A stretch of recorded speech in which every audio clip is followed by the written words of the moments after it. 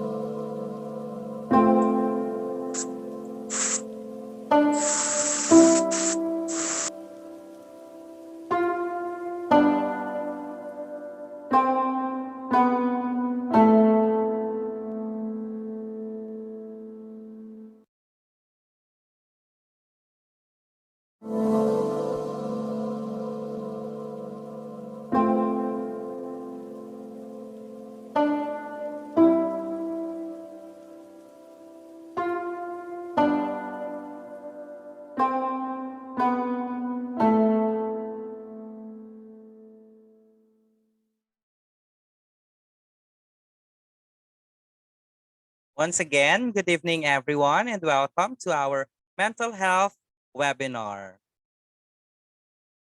Again, gentle reminders, please keep our microphones muted while on session to avoid interruptions and distractions during the talks with our speakers. This webinar will not be possible without the initiative of the people behind. So, to give us an opening message and to welcome us all, let me have our Mr. Homeland Philippines 2020, Christian Ligos.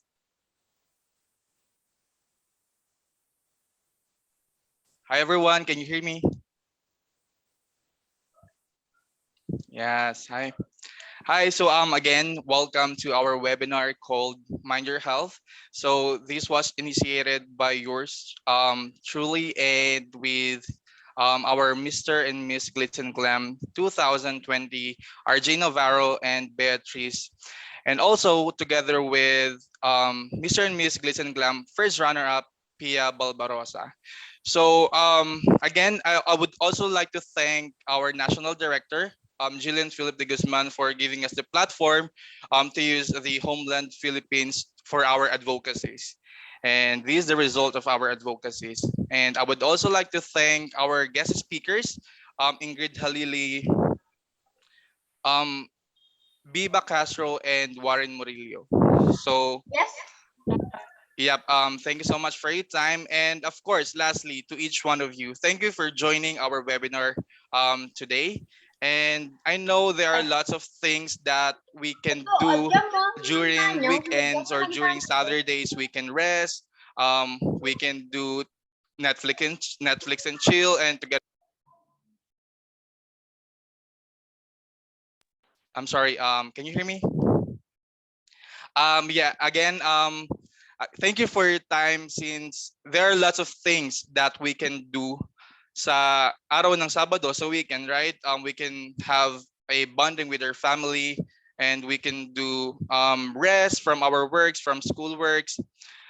But you still chose to join our webinar and learn something from this. So di ko na papatagalin and I hope you learned something after this webinar. And yep, thank you so much again for your time. Thank you, Mr. CJ. Once again, ladies and gentlemen, Mr. Homeland Philippines 2020, Mr. Christian Ligos. The attendance sheet will be posted on our chat box later.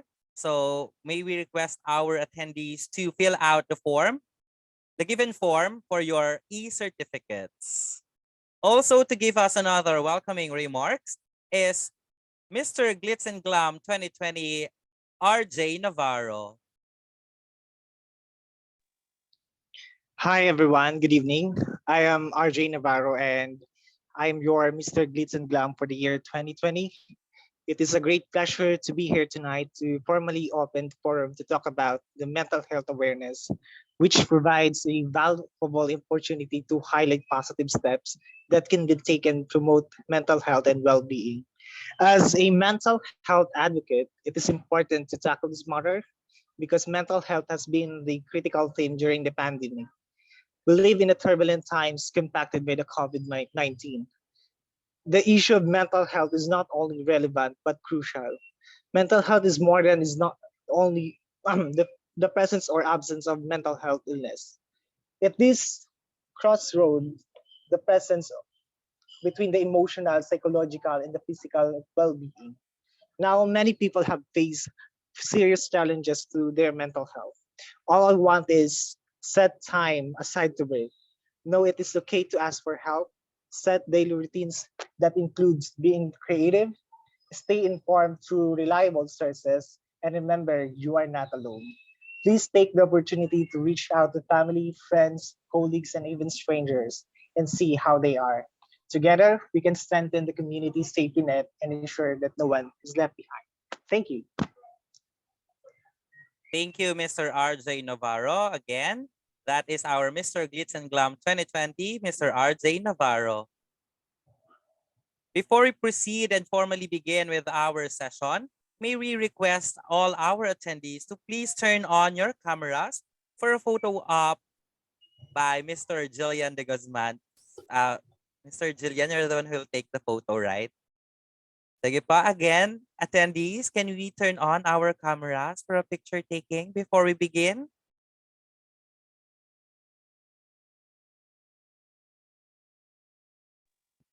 All right, in 3, 2, 1, smile. Next page po tayo. Again, 3, 2, 1, smile.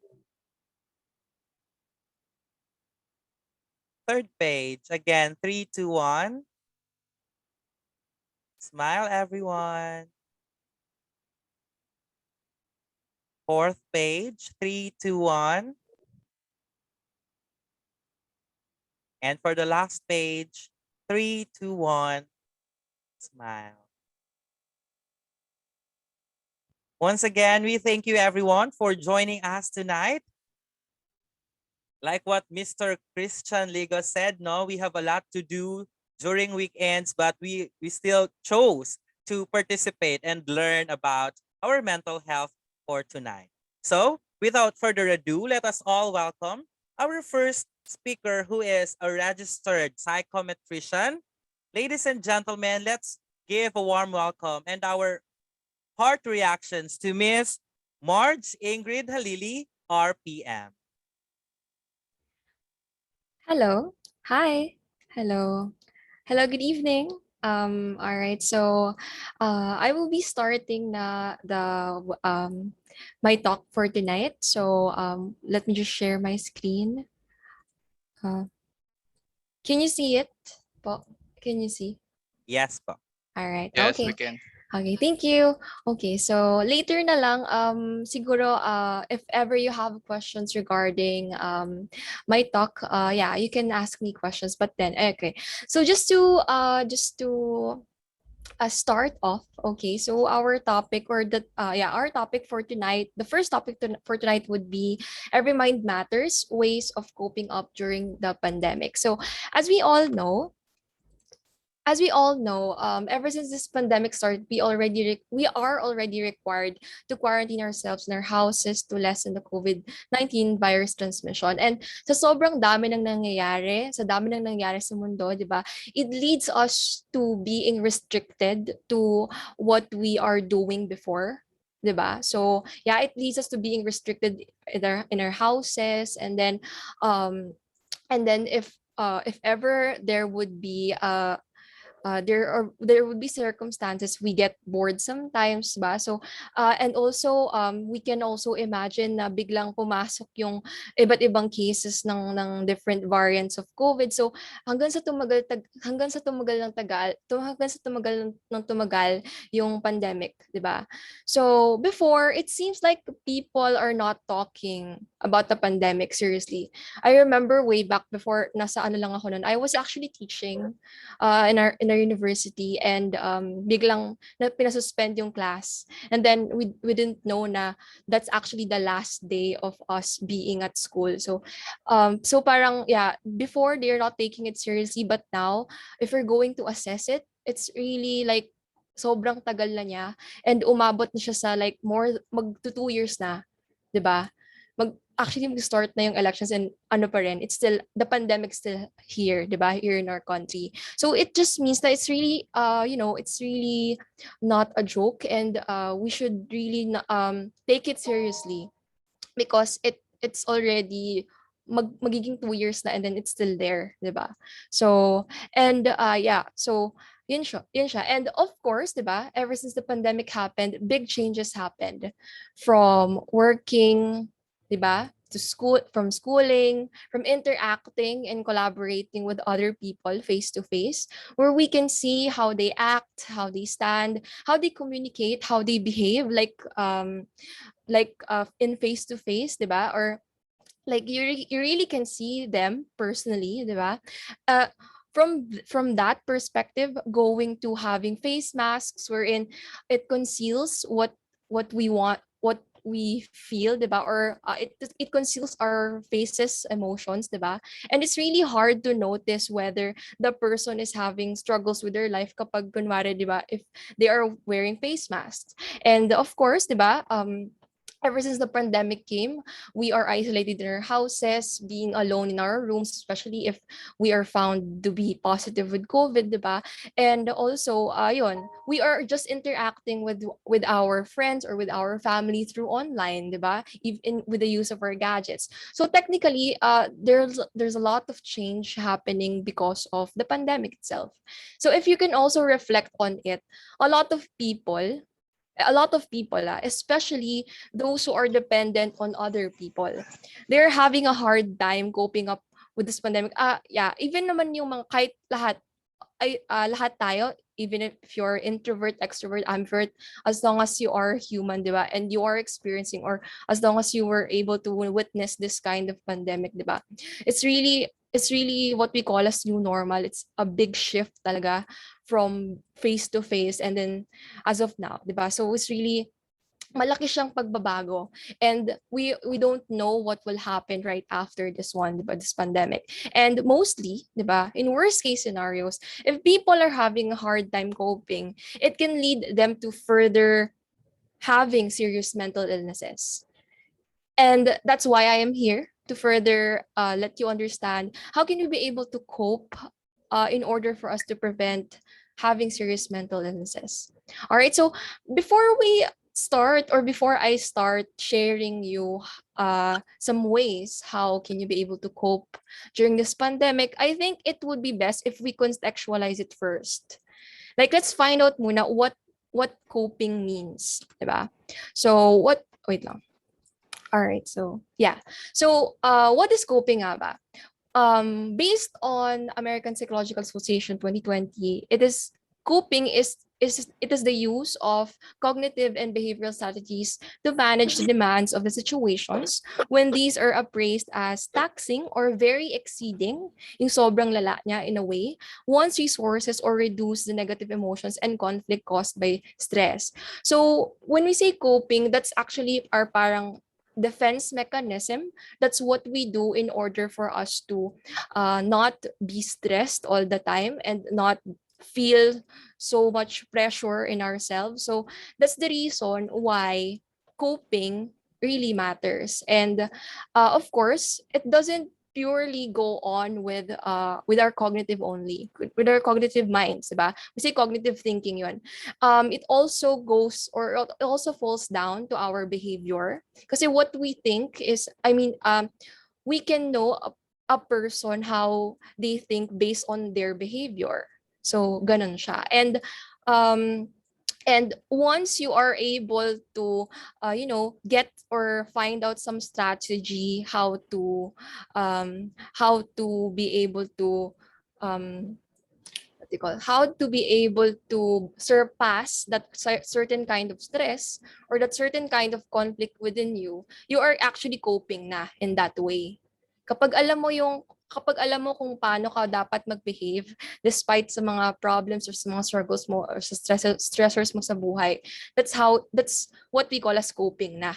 Okay? If you know how. All right?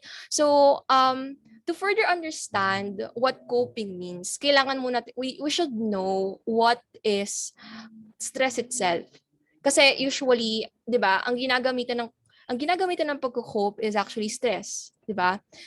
Pag stressed ka, kailangan mag-cope up para mag-move forward sa buhay. So, let's further find out muna what stressors are or what stress is. So, stress is a mental or physical tension or strain from our lives. It's based on Colbert 2011. So actually, to tell you honestly, kasi I'm fond in reading books then, and it's a blessing in disguise. I found this book. I'm just looking somewhere before during this pandemic to just to cope up, and then it suddenly I suddenly went into a bookstore, nakita ko to.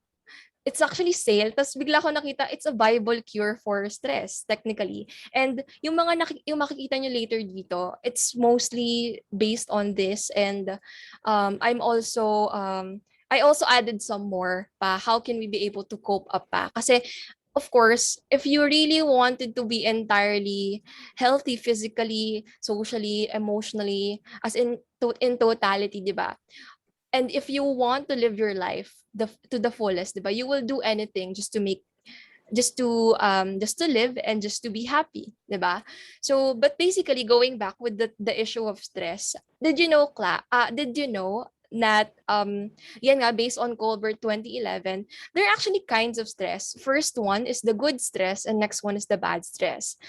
A little stress can be good, and too much stress can be very bad. So sinasabi nga nila, 'di ba? Lahat ng bagay na sobra is hindi okay. Sobrang konti, sobrang dami, hindi siya okay. Kasi pag once na there would be, let's just say na sobrang konti ng ginagawa mo, sobrang dami ng ginagawa mo. Pag sobrang dami ng ginagawa mo, of course, you will be pressured in yourself, and you will lead to pag lumala yung tinatawag nating sobra na yon, yung what we call as bad stress, it will lead us to further distress. And when we say distress, when we say distress, it's actually you are feeling this kind of hopelessness, helplessness that come with the feeling you've lost over your circumstances. That would happen kapag sumasagad yung stress na nare-receive natin.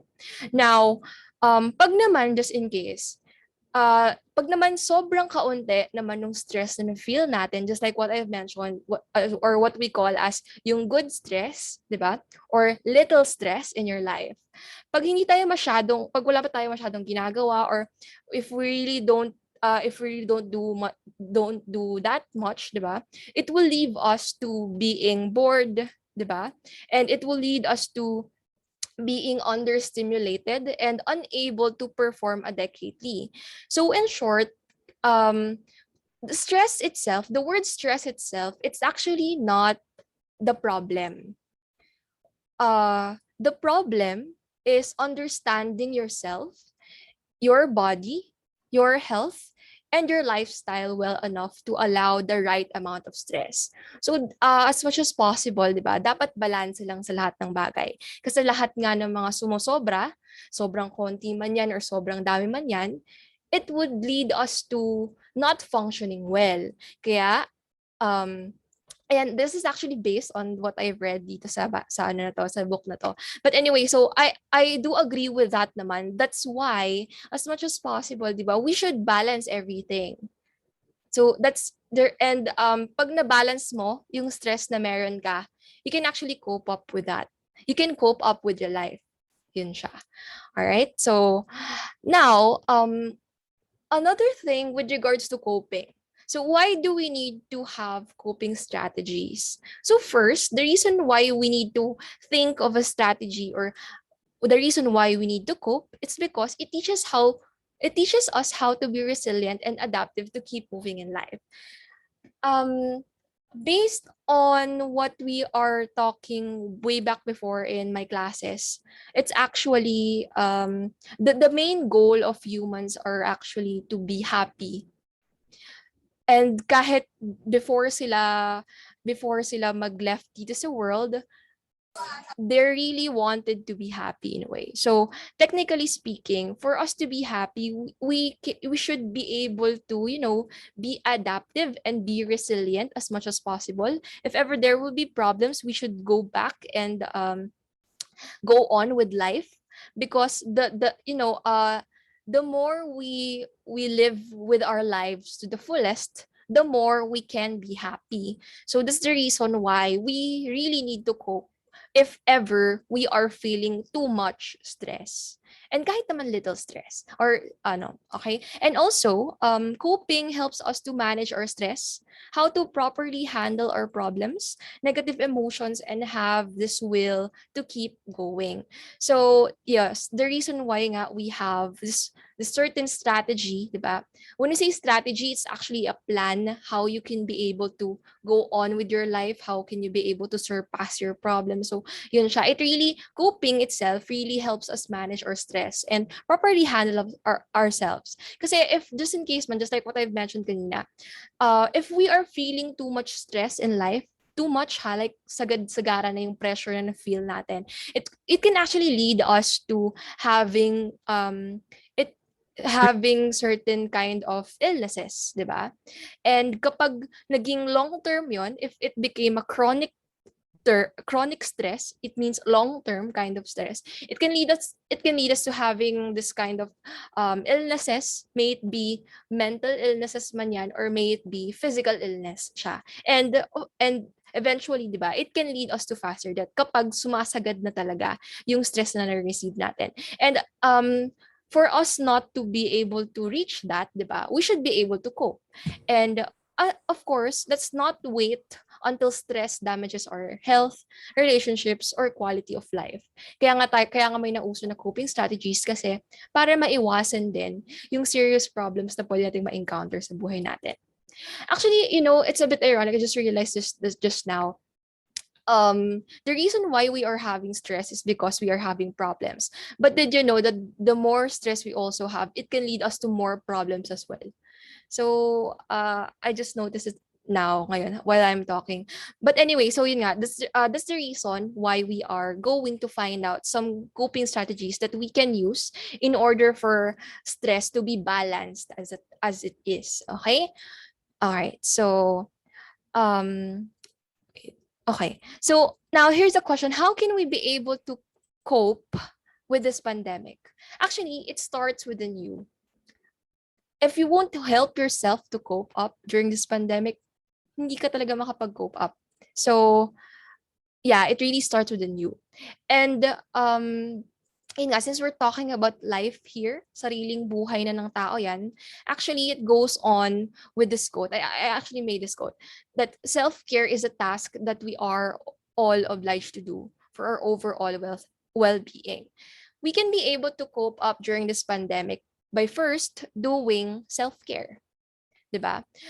If we value life, if pinapahalagahan natin yung buhay natin, and if we love our life, and if we want to be happy with our lives, we should be able to take ourselves the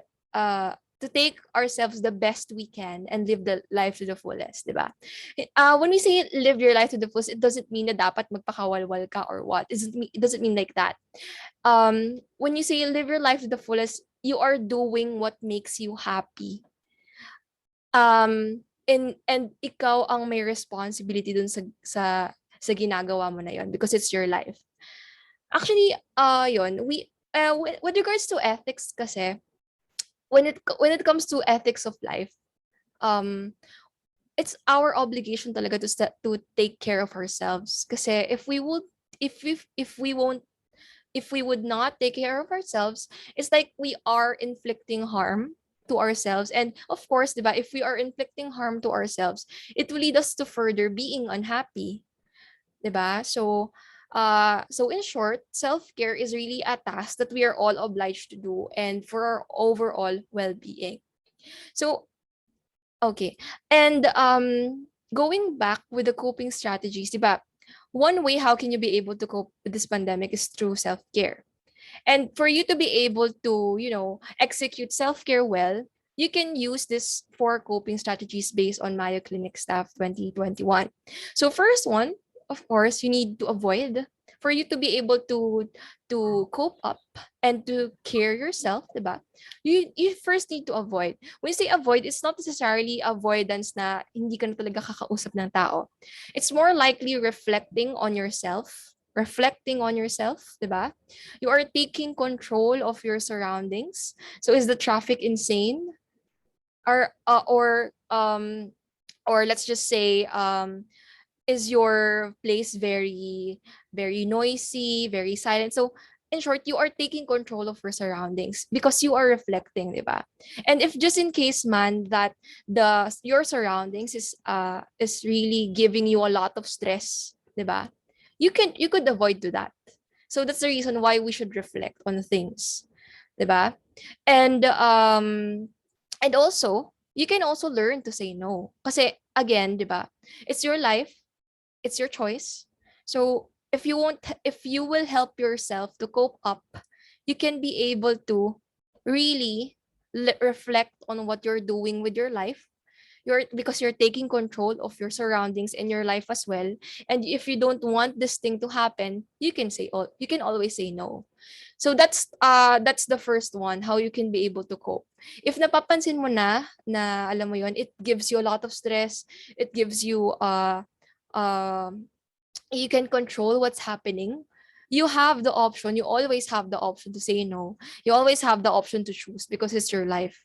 If this work doesn't make you happy, and you are seeing that hindi mo na wala ka nang nakikita sa sarili mo na makakontinue mo pa yon, you have this option to really say no.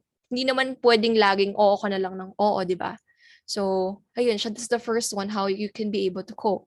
Next one would be, of course, to alter. Alter is when you communicate your feelings openly and manage your time better. So, of course, you're done reflecting, di ba? You're done learning to say no. Communicate your feelings. Say to the person or say to yourself, bakit ko ba ayaw yun? Why do I don't want this? Kung ano ba nararamdaman ko, do I feel stressed already ba?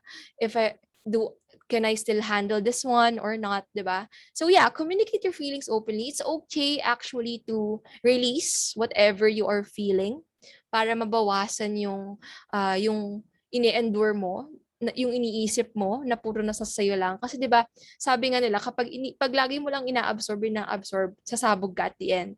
So it's okay to communicate your feelings openly. It's okay to tell a person na I'm not feeling well or hindi ko na kasi kaya, so what should I do? And then of course, 'di ba, if you are communicating your feelings openly to other people, they can be able to give you advices pa. So in short, 'di ba, the more you release the more you release your burdens or yung mga iniisip mo, the more you can be able to reach out this what you call as peace in yourself, uh you can be yun, at peace nga, 'di ba? And also manage your time better.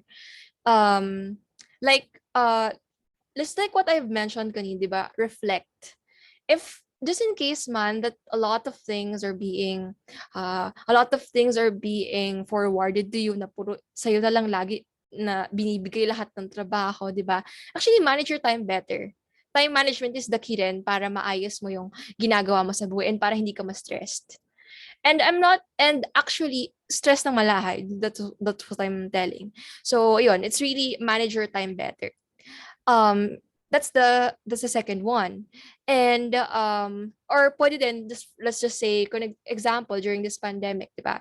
Currently we are facing our computer a lot. I mean, for the whole week, lagi nakabukas yung computer, yung laptop, yung phone, yung gadgets natin. So why not just try to manage your time? Why not try to cut off. Lagyan mo ng timer yung phone mo or yung computer mo na mamamatay siya ng ganitong oras, ganyan, di ba? So, and then, pag namatay yung computer or yung mga phones or gadgets, di ba? That's the time you can relax for a bit, and then kapag okay na, go back again. So, ayun siya. That's how you alter. That's how you manage your time better. And also accept, di ba? You should learn how to make your mistakes. You should learn from your mistakes. You should practice positive self-talk or talk to someone kasi hindi naman lahat ng tao tama eh. The more you make mistakes, the more you have this chance of learning. And kapag natuto ka sa isang bagay, 'di ba? Pag natuto ka sa isang bagay, hindi mo na siya uulitin. And you will really grow. You will really develop as a person kapag natuto ka sa mga mistakes mo. So yun siya. Practice positive self-talk and talk to someone then kasi nga release can also help. And last one is to adapt. When we say adapt, is actually more likely parang filter out your negative thoughts and look at the bigger picture and other point of view. Kasi the more you can hear other perspective, 'di ba? The more your minds can be changed, or let's just say the more na mas dumadami yung kaalaman mo. And hindi naman tayong lagi na dapat nakastick lang sa atin lang, sa alam lang natin. We should be open enough to accept other opinions as well. Pero it doesn't mean na dapat we are going to be affected by that. At the end of the day, buhay mo pa rin yan. So it's your choice pa rin if you are going to be affected with the talk by other people or not. 'Di ba? So yun, that's how you filter out negative thoughts. Let's just take an example. Let's just say for example, you're currently having a talk and then you heard someone saying something negative to you. If you know to yourself that you're not doing, or you're not doing any negative, 'di ba, at all, you can filter it out because it's your life eh. So yeah, you can really adapt to it. And just in case man, 'di ba, you can be open, you should be open to criticisms, but not entirely na talagang technically madadivert na or talagang kukuhanan niya talaga yung lifestyle mo or yung buhay mo. So that's how you actually adapt. So and also, 'di ba, that's some of the strategies when it comes to coping. And also important din actually yung pag-self-care natin. Mental self-care to be exact. How can you be able to self-care with yourself or mentally have self-care? First, schedule time for work, school, hobbies, or for families or friends. It's all about time management nga, diba? Just like what I've mentioned kanina. Kasi if you won't manage your time as well, mapupuno ka ng pupuno hanggang sa mapupuno yung stress mo, and then you will not work functionally. 'Di ba? Kaya it should be regularized talaga. And also ayan, take breaks during the day and take the time to detox or go offline or do other things not related to work or classes. Actually, I always advise this to my students that they can use this what we call Pomodoro technique. We have this timer na you're going to study mga 15 minutes and then you're going to have a break 5 minutes and then 15 minutes ulit na work ulit. So, ganun siya. You have breaks kasi hindi naman pwede na patuloy-tuloy lang siya kasi mahahapo ka niyan. Sobrang masa-stress ka pag hindi ka nag-break kahit kaunti, di ba? And also, practice mindfulness and take time for mentally relaxing activities as well as activities that stimulate your creativity, such as pwede kayong manood muna ng mga palabas kung alam nyo nang nasa-stress kayo, di ba? Or also, I also do painting, I also do crafting, nagko-crochet ako. So I did a lot of things how can be able to cope. So actually there are many talagang ways, and it's still up to you na lang whether you're going to do it or not. So ayun siya. Of course, hindi lang sa mental, 'di ba? Hindi lang dapat pangalagaan yung mental health mo, but of course your emotional health as well. Should be able to acknowledge your feelings and know that they're valid, 'di ba? And if ever you're feeling mad, if ever you're feeling angry, if ever you're feeling happy, di ba? You can actually write them down. I have this habit of having a journal. And if ever before I sleep, I try to write all my thoughts there, or if ever kunwari, I feel angry, galit ako sa ganyan. I actually write it, and then pagtulog ko, payapa na yung mindset ko, di ba? So actually, the more you release nga a certain bagay or a certain feeling that you have, the more can you be able to cope up. So yun siya. Or pwede nyo i-share kung hindi kayo mahilig magsulat, 'di ba? You can share it to someone that you really trust, 'di ba? And also practice gratitude. You can think of at least 3 things that you are thankful every day. Like for an example, when you wake up in the morning, thank you Lord for giving me life, or thank you for letting me breathe, or letting me being awake, 'di ba? Thank you for the sun. Alam mo yun, like kahit 3 lang na bagay na very thankful ka, try to do it kasi it actually helps you to be more positive outlook, to have this positive outlook in life, 'di ba? And also hindi lang 'yon. We also have, or you can also do physical self-care. So as much as possible, if you can, get enough sleep, 'di ba? For adults is actually 7 to 8. Pero 6 to 7, mga ganun, 6 to 8 hours. And of course, eat well and eat healthy. If you can eat 3 times a day, please do so. Or eat more vegetables, di ba? And also exercise regularly, kahit 30 minutes lang. And actually, alam nyo, yoga helps. I also do yoga whenever it's my free time. So it's actually good din kasi whatever your body feels, yun din kasi yung parang magbibigay sa'yo ng boost for your ano din, positive mindset din. So ayun siya. And also, what else can we be able to do? Of course, social self-care. Especially ngayong pandemic, di ba? And lagi tayong nasa bahay lang. And you can actually maintain connections for other people once in a while. Just in case man kaya yung best friends mo or yung mga friends mo, di ba, you can call them or you can chat with them, or yeah, try to reach out to someone every day, kahit mo family members man, kung meron ka man kasama sa bahay, di ba, kausapin niyo sila. Don't isolate yourself because yun nga, lahat nga ng sobra, di ba, kumari sobrang isolation mo, di ba, or sobrang isolation sa isang bagay, it will lead you to further ano then, let's say stress pa rin siya, 'di ba? So, in short, yung little stress na sinasabi ko, 'di ba? So, in short, kailangan, yeah, you really need to reach out kasi wala, as we all know, 'di ba? We have the saying that no man is an island. So, it just means na kailangan mo pa rin makapag-interact sa ibang tao. Kahit isang lang 'yan, kahit isang tao man 'yan. All right, in any forms. And alam nyo alam nyo guys, I actually search then, and I don't use Facebook kasi more often. I mostly use Pinterest.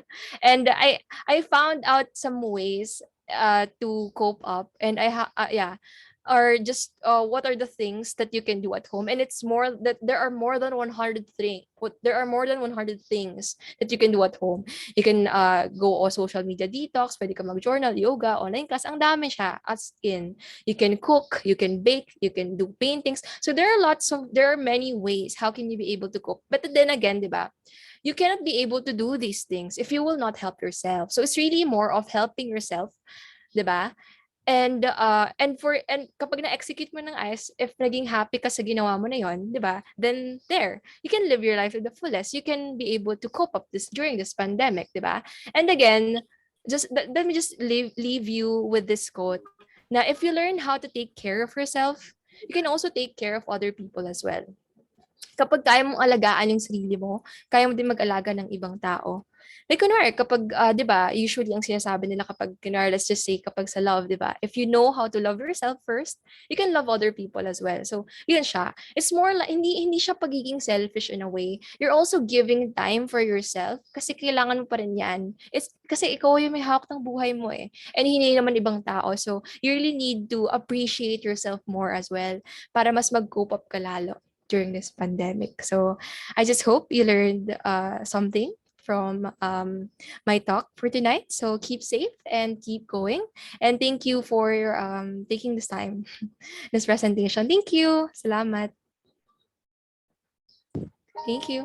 Thank you very much, Miss Marge Ingrid Halili. Again, ladies and gentlemen, let's give our heart reactions to Miss Marge.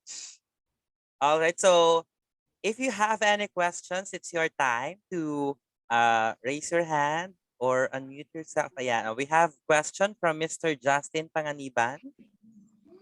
Hi po, my Hello. question is, what if yung family mo yung source ng stress mo? And we know naman na it's not something you can easily avoid.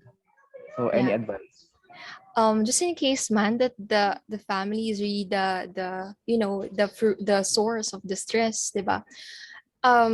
You can actually try to find out some ways. Kunwari, kung makausap mo yung friends mo, why not do that? Or kung siguro, even if it's pandemic, di ba, there are some instances kasi na minsan pinapayagan tayo lumabas kapag may mga passes, di ba?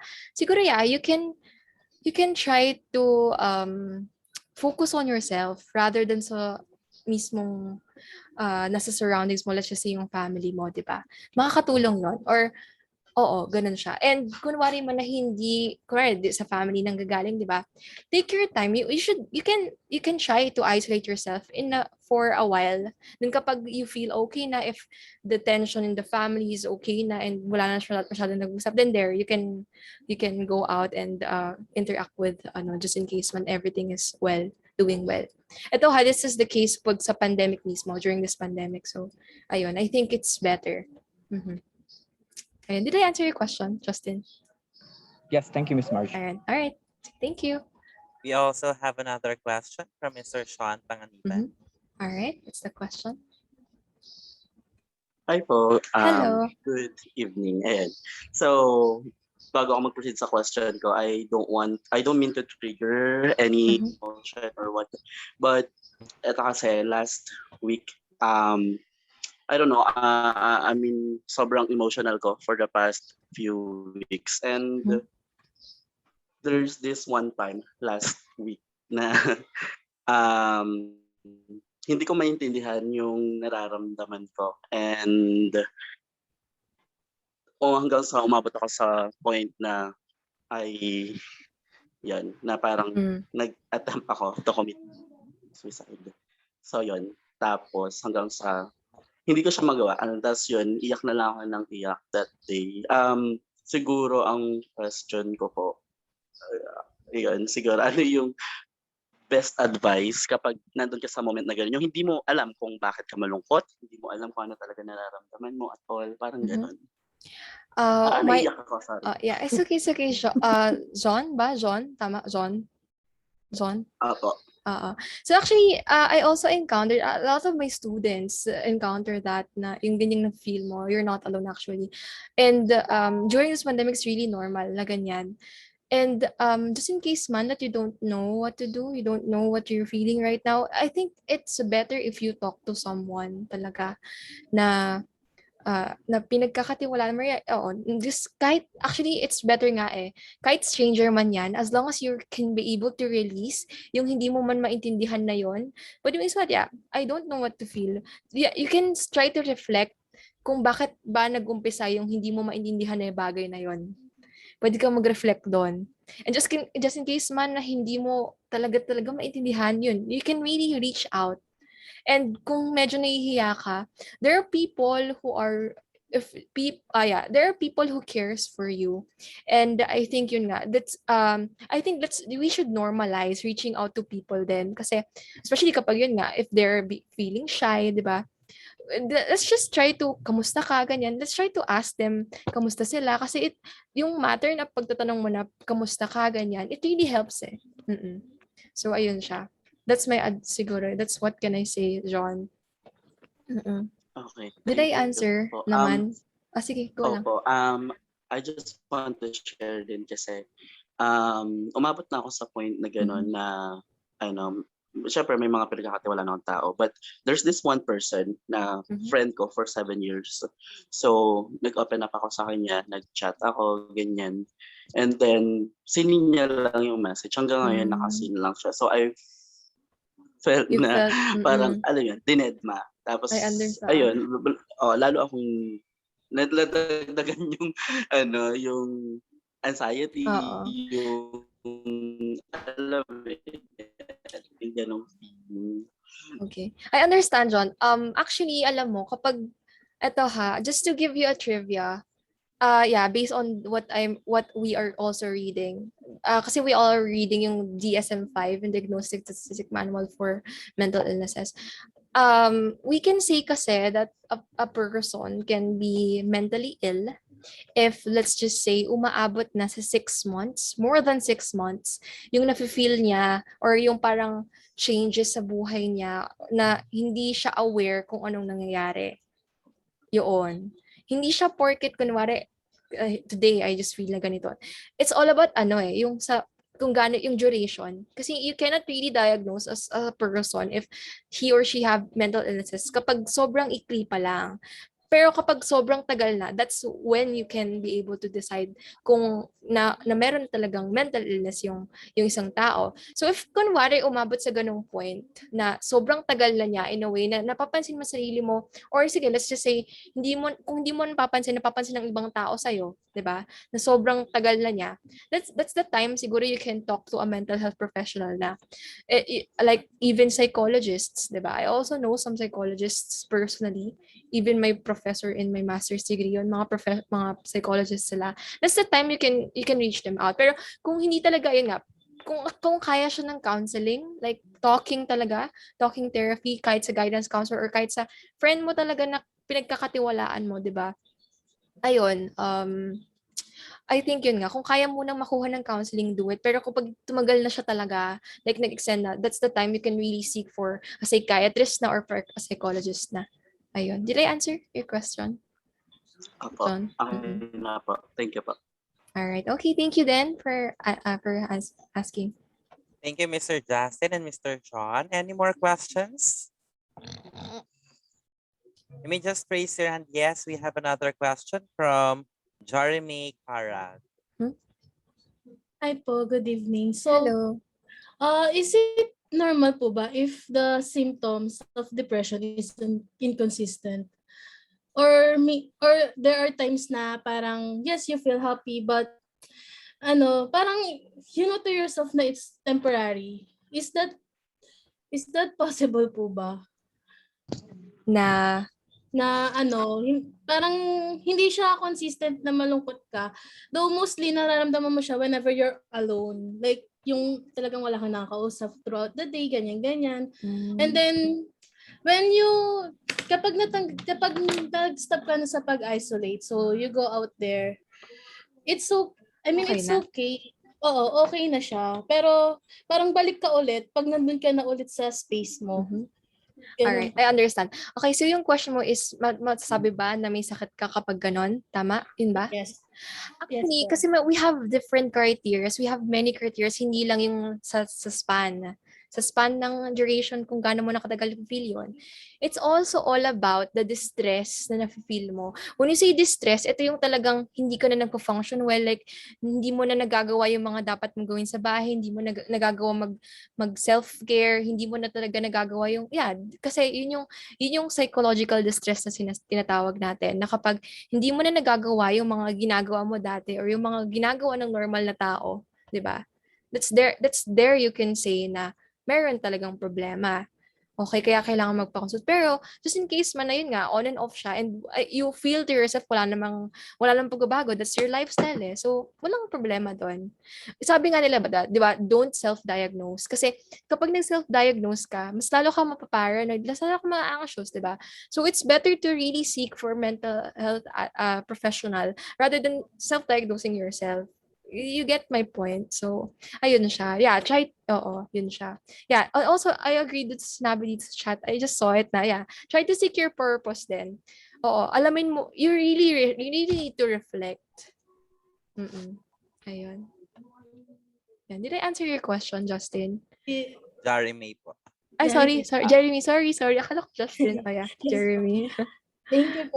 Another question. Okay. Since I have this friend, she got pregnant, and I think up until now, she's going through postpartum depression. And sometimes I'm not available emotionally, mentally, since I have a lot of things to do. I'm really busy. What is the best way to be a good friend to her while I am doing my own thing? Siguro yun nga, the best way, just be there kapag kailangan niya ng tulong. Kasi alam mo, hindi naman nasusukat ang friendship na kailangan ka lang laging available, na nandyan ka, di ba? Kasi if tunay ka talagang kaibigan, irespeto mo yung busy time niya. Kapag busy time siya na ganito, di ba? Hindi mo talaga siya makakausap. Pero kapag okay na, kapag di na busy ang lahat, tsaka mo siya makausap. So, yun siya, let's respect. Sabi mo siyang, be there when you can. And kapag alam mo yun, hindi naman kasi talaga sukatan ng pagkakaibigan yung kung lagi ka ba nandyan or wala, di ba? Paano kapag meron ka din pinagdadaanan, tapos siya din pala, so pares kayo, di ba? Hindi naman pwedeng ganun na, baka mag-ano kayo, magsapon pa kayo, or baka mag-away pa lalo kayo, di ba? So, yeah, kung kailan ka free or kung kailan ka na ready, tsaka ka maging there for her or for him, for your friend. Yun siya. Kasi, yun. You also need to value yourself din naman. Okay, so, did I answer? Yes, Yeah. ma'am. Thank you. Yun siya. Mhm. Again, thank you very much, Miss Jeremy. Any more questions? While waiting, Miss Marge, may mga Yes. comments dito sa ating chat box. No? Let me just read it. Yeah, Tapos sure, you may give comment also with their this one is from Miss Nicole Segovia. Growing up, I've always been a yes person. Eventually, I lost the ability to decline and say no. Yeah, and we also have from Mr. Jason M. Kibral. Sometimes when you feel stressed, oo ka na lang ng oo sa work just to comply, showing to your boss that you can. Thank you, Ma'am Marge, for the reflection. This topic is ganda ng topic, such a nice webinar. From Miss Lenneth Dialo, book Reco Boundary. When to say yes and how to say no to take control of your life by Henry Cloud. I think Miss Lenneth is suggesting this book. That's nice. So Yeah. I will look to it. Like, thank you for sharing.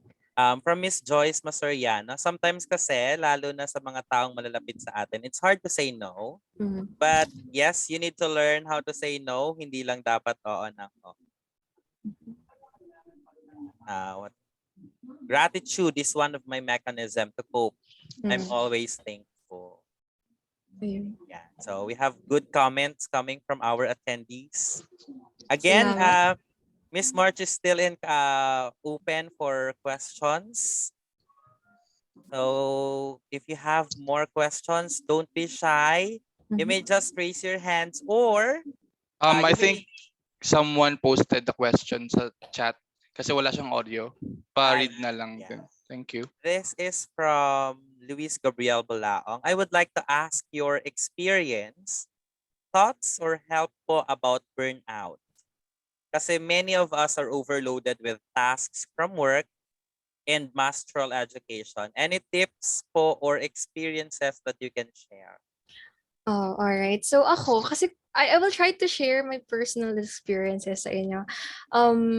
Kasi yeah, I was able to experience being burned out in a way na hindi ko na talaga na gagawa yung dapat kong gawin. So what I did, nanood ako ng palabas na gusto kong panoorin na matagal ko hindi pa nakapanood. And I did some paintings na. I always paint actually. I love painting tsaka drawing. Mahilig ako sa mga arts din. And ayun, tsaka just in case man na yun nga, I also do knitting. Knitting talaga. Gumagawa ako ng mga So there are ways. Siguro yun nga, just in case man you have many deadlines, you have many tasks. My advice is kunwari you have many tasks, time management. What I do just recently kasi our semester just recently ended for my masters. What I actually do is parang inuna ko muna yung mga bagay na malapit na sa deadline. Kasi yung mga tasks na hindi pa malapit sa deadline, yun. Para din maiwasan yung cramming. Kasi actually, to tell you honestly, I don't want cramming din kasi parang hindi ko na fully exert yung effort ko kapag nagka-cram ako. Mas lalo kasing nag-burnout ako kapag nagka-cram ako. That's my pero I'm not sure kasi yung ibang tao din. I also have a friend din kasi mas okay sa kanya yung cramming. So, mas nakapag-isip siya ng maayos. So, again, it still depends on the person. Pero yun, siguro time management for you not to be burned out. Kung kaya mong gawin yung sinabi ko kanina Pomodoro technique or Pomodoro timer na let's just say you're going to work 15 minutes or 30 minutes or you're going to read 30 minutes or 15 minutes. Break ka ng 5 minutes tapos gawa ka ulit ng 15 minutes tapos break ka ulit ng 5 minutes. 4 na beses na ganon. Then after mo gawin siya ng 4 na beses, mahabang break. Ayun. So parang short breaks, then mahabang break. Tapos balik ka ulit. Mas magiging productive ka pag ganun. Ginawa ko din siya actually nung board exam ako. Nagkasakit nga ako before, the days before ko mag-board exam because of the pressure or yung stress. So, but anyway, yun nga, it actually helps din. Yun. That's I think you can do. Ayun, time management talaga. I can actually share ito. Type ko sa chat yung Pomodoro ito. Pomodoro technique. It's a study din na ginagawa ng mga psychologists din based on the learning naman, learning how they can be able to learn more. Ayan, Pomodoro technique, I shared it. Para matulungan din kayo. Ayun po. Thank you.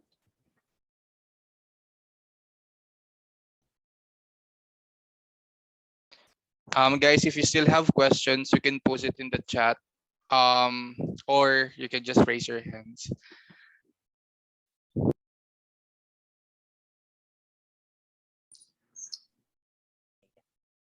Thank you again, Miss Ingrid. Any more questions?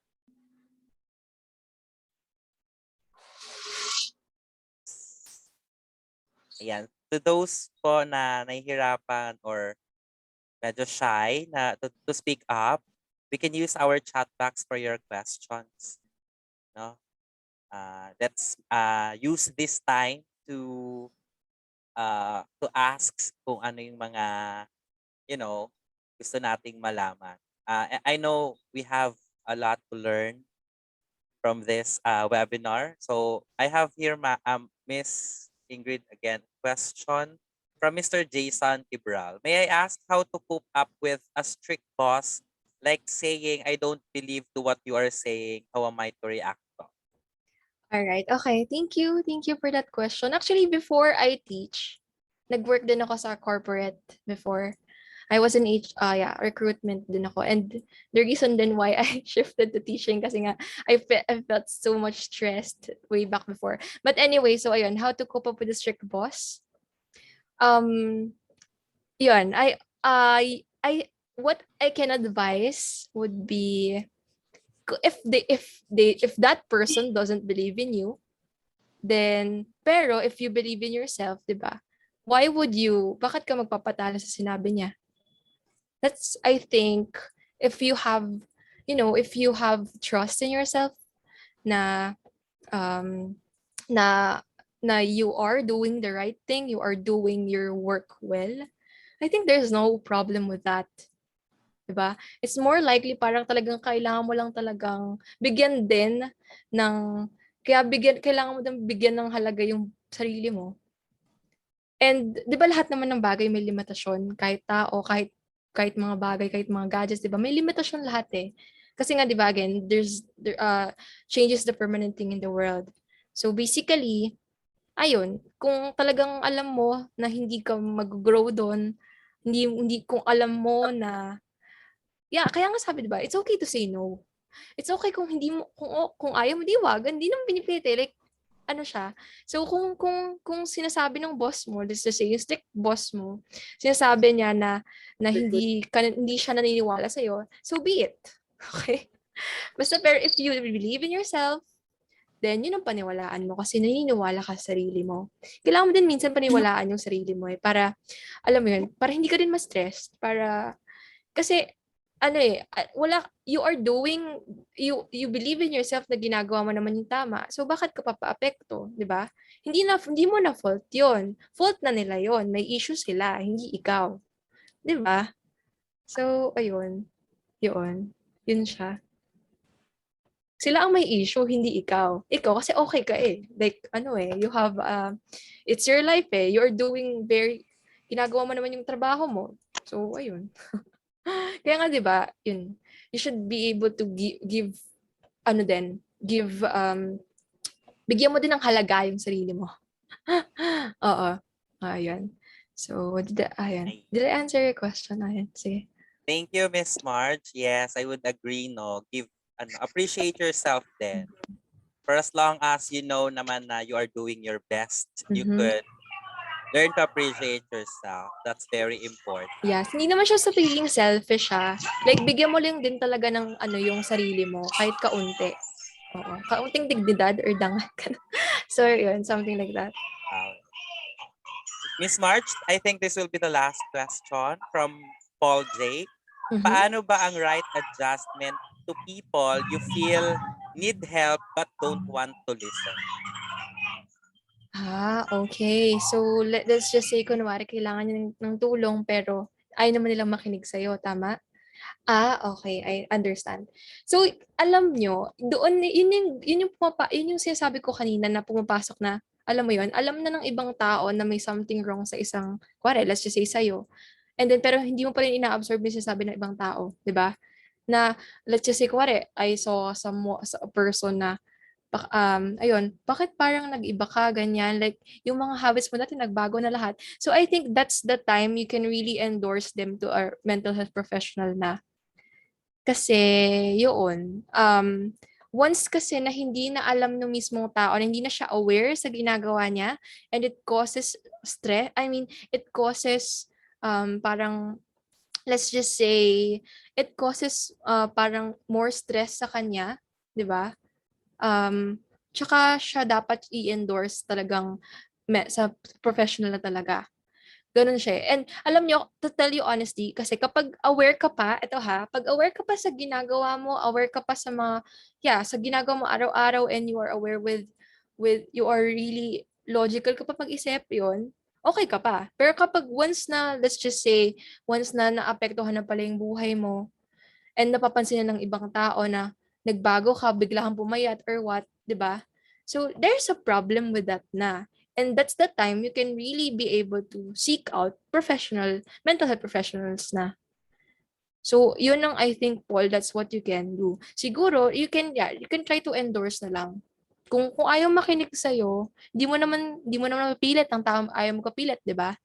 So ayun, that's the time you can siguro i-endorse mo siya. Sabihin mo, why not try this one? I-ano lang, i-alok mo lang, ganun. Then, ayun. Or kung kahit sa mga, kahit sa mga, let's just say, families or friends, then ayun, yun. Pwede mo na siyang isik sa mga psychologists talaga.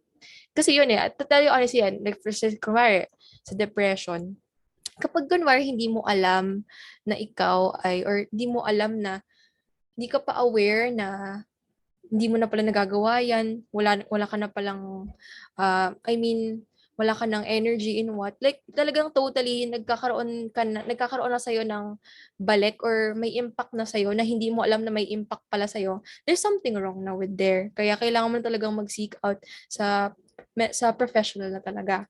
Pero once na alam mo, once na aware ka pa, you still have a chance to be okay. Yun siya. Ayun. So, tama naman yung sinabi mo, yun siya. So, just in case man na that would happen, na kung ayaw talaga makinig sa'yo, yun, pwede mo siyang i-endorse na, or let's just say, pwede ka magpatulong sa mga taong pinapakinggan niya. Talaga. Ayun. Yun po. Did I answer your question?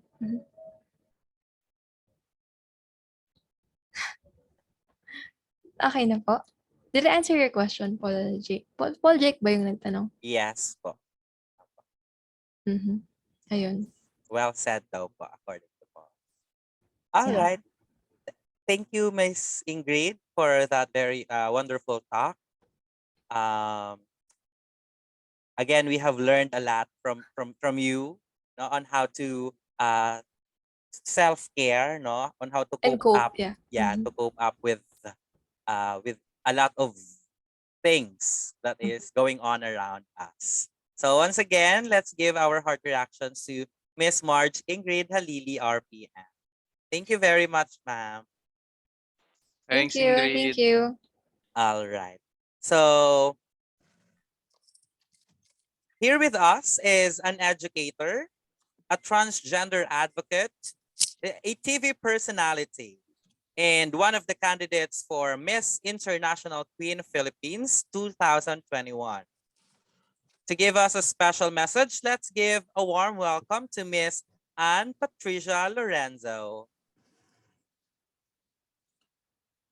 Yes, hello everyone. Good evening. I'm Anne Patricia Lorenzo, and I am a part of Miss Q&A Season 2 Grand Finalist, and also one of the official candidates for Miss International Queen Philippines. Hello po sa inyong lahat.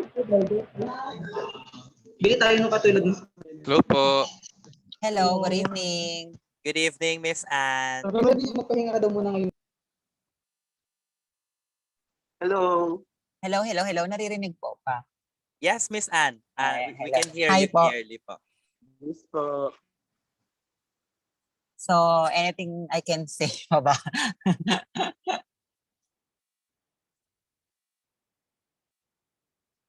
Hello? Hello? Hi, Mommy. Kiel Ay, hello po. How are hello. you? I'm good naman po. Ito po, patuloy na lumalaban sa buhay ngayong pandemic.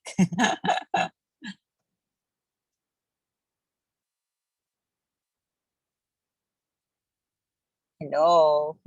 Nawawala po ba ako? Mommy, how are you? This is Kiel, hairstylist. Ay, Mommy, sis! Kamusta? Oh Hi, my God. Kiel. Hello. I miss you. Nandito Ikaw ka pala pala. yan. Oh my gosh, yes. Oo, hello. Hi, Namiss Kiel. kita. I miss you more. Ikaw pala yan. Yes. Yes. Ang napakagaling na celebrity hairstylist na si Kiel. So, the topic is all about mental health. So, paano ba ako nakapag-cope up sa mental health issue ko during this time of pandemic? Alam nyo, itong time ng pandemic, kasi me, personally, I don't know if it's a fact pero kasi I am a transgender woman. I take a lot of hormonal pills and I undergone sexual reassignment surgery. So, I don't know, pero sinabi naman ng doktor na meron tong parang kasali siya sa issue kung bakit ako sensitive, madali akong madala at yung emotion ko at saka madali akong ma-depress and magkaroon ng anxiety. Especially in this time of pandemic na ang daming pagbabagong nangyari. Lalo na nung mga unang part na una bawal tayong lumabas, pangalawa hindi naman lingid sa kaalamanan ng lahat na nagsara ang ABS-CBN which is our bread and butter at that time. So, maraming changes. So, talagang it affects me mentally, not only physically but mentally. So, nagkaroon ako ng anxiety and depression. So, paano ko siya na-cope up? Una, kasi ang tanging makakapitan ko lang at that time yung family ko eh. So, kailangan ko i-work out yung relationship ko sa family ko at i-focus sa kanila yung attention ko. Pangalawa, dinivert ko yung attention ko. So, ni-remind ko yung sarili ko na hindi, dahil maraming nagbago, maraming nawala, so hindi pwede kong mag-stick lang doon. Kailangan kong bumangon at maka-move on. So, naghanap ako na ibang way para mabuhay, magkaroon ng pagkakakitaan. So, doon pinanganak yung una kong business na kainan, which is online business ko siya pagdating sa mga pagkain, sa lutong ulam. Kasi inisip ko yun yung parang nawala sa atin at that time eh. Yung makalabas tayo, makakain sa restaurant, sa ganyan. So tingin ko yun yung kailangan ng tao. Then after that, doon ko na pinanganak yung business ko, which is yung Anfresh.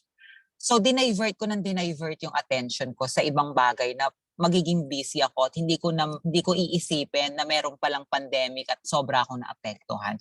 Kasi mahalaga yun eh, na meron tayong ibang kinakapitan aside sa family natin, sa mga friends natin. Tsaka para sa akin, dahil sobrang toxic na nangyayari sa mundo, every time na binubuksan natin yung television, nag-i-scroll tayo ng social media accounts natin, dami natin nakikitang negative news at saka mga toxic na posts sa ibang tao, especially ngayon na mag-e-election, ang dami-dami. So para sa akin, iwasan na lang natin na i-absorb lahat. Kasi hindi naman din siya makakatulong sa atin. I-set aside natin yung mga negative doon sa positive at i-absorb lang natin yung mga positive na bagay na may inspire tayo at alisin natin yung mga negative na bagay. So para sa akin, sa ganung way ako naka-cope up pagdating dun sa problema ko nung nagkaroon ako ng depression and anxiety. Thank you po.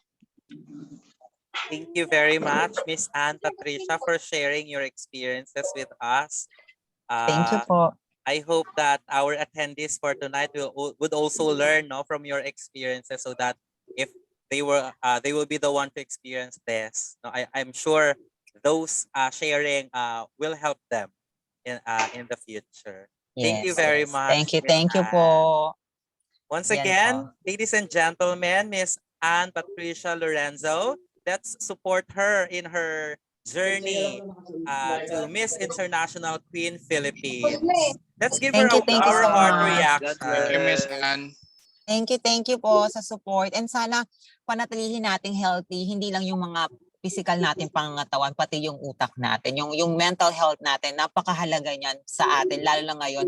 Ito yung parang bukod sa magpapatibay sa immune system natin, sa katawan natin, sa lahat-lahat. Kasi feeling ko ako connected yung kung ano yung iniisip natin doon sa kung ano yung mararamdaman natin physically. So dapat panatilihin nating healthy yung ano natin, yung mental health natin. So ayan lang. Thank you so much and good evening sa inyong lahat. Ingat kayo ngayong lalo na ngayong pandemic. Thank you po, Miss you. Anne. Thank you The very so much. beautiful Miss Anne Patricia Lorenzo. Thank you so much. Thank you so much. Yeah. Good luck po on your journey, Miss Anne. Thank you. Thank you. Good po. evening po. Thank you po. Ayan. All right. So, once again, Miss Anne Patricia Lorenzo, let's give her our heart reactions. All right. At this point, let us all welcome a BS Psychology graduate, an activity therapist, and former guidance staff of the St. Paul College of Parañaque, Mr. Warren. Mr. Warren, to answer our questions. Ayun guys, good evening sa inyong lahat. Ayan. Good evening, Sir Warren. Kino-comment ko yung speaker, napakagaling. Naabutan ko siya, kakauwi ko lang galing work.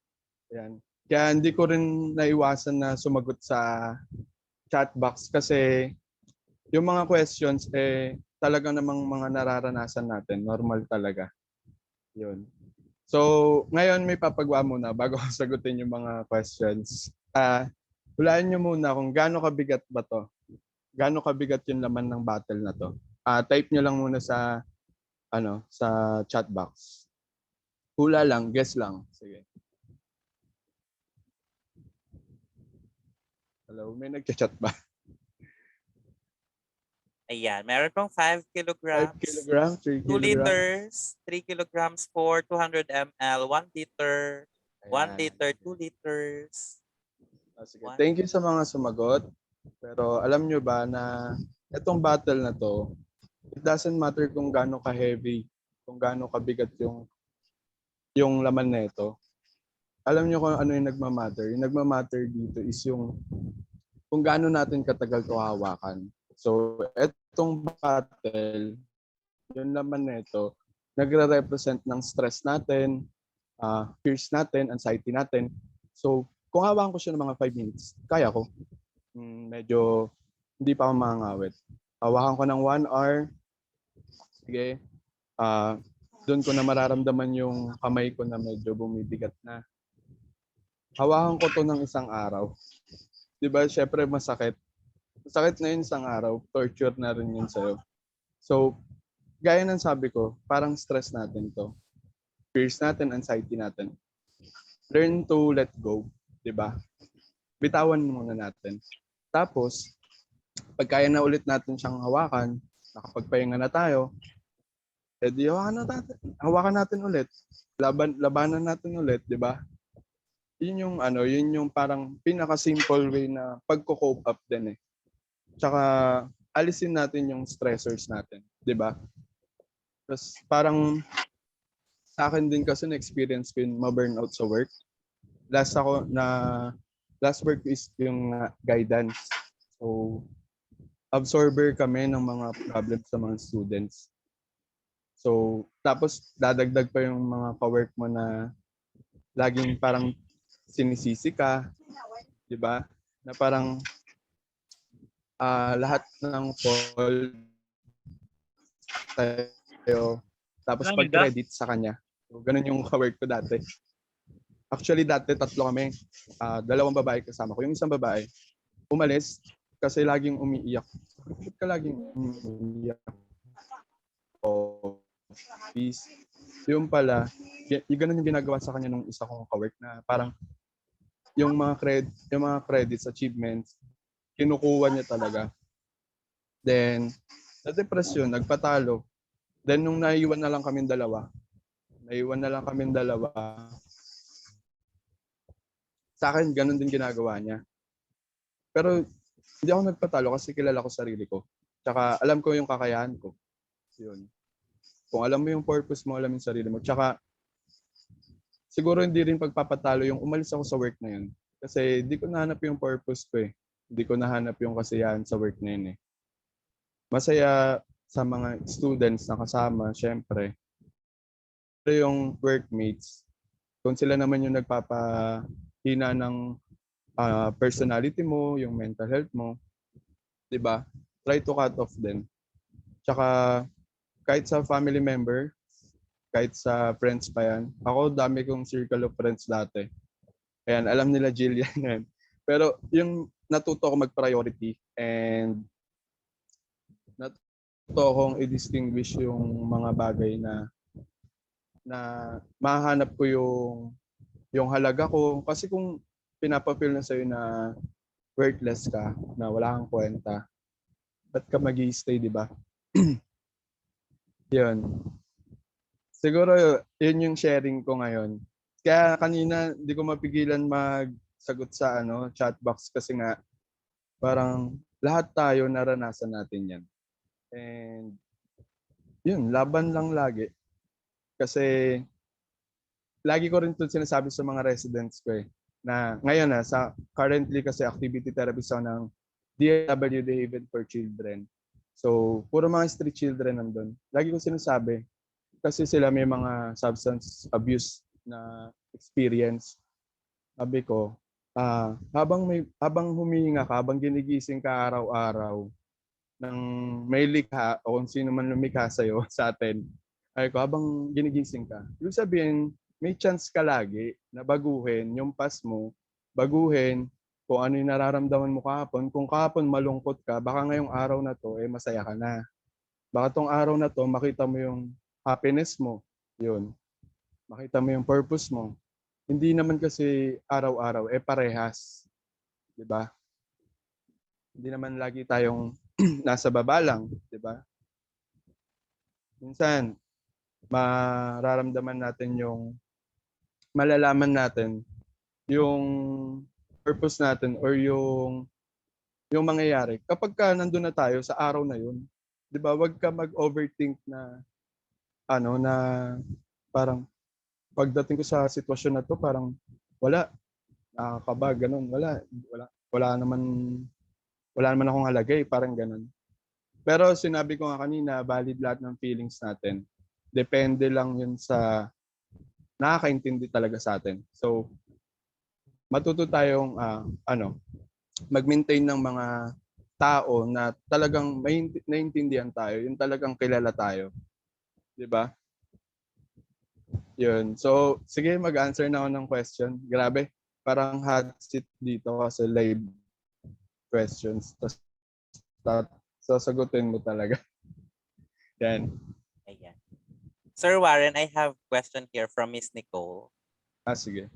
Aside from the ways to cope up with stress that had been mentioned, is there any other way that we can advise or share, considering that people have different circumstances that may worsen their condition?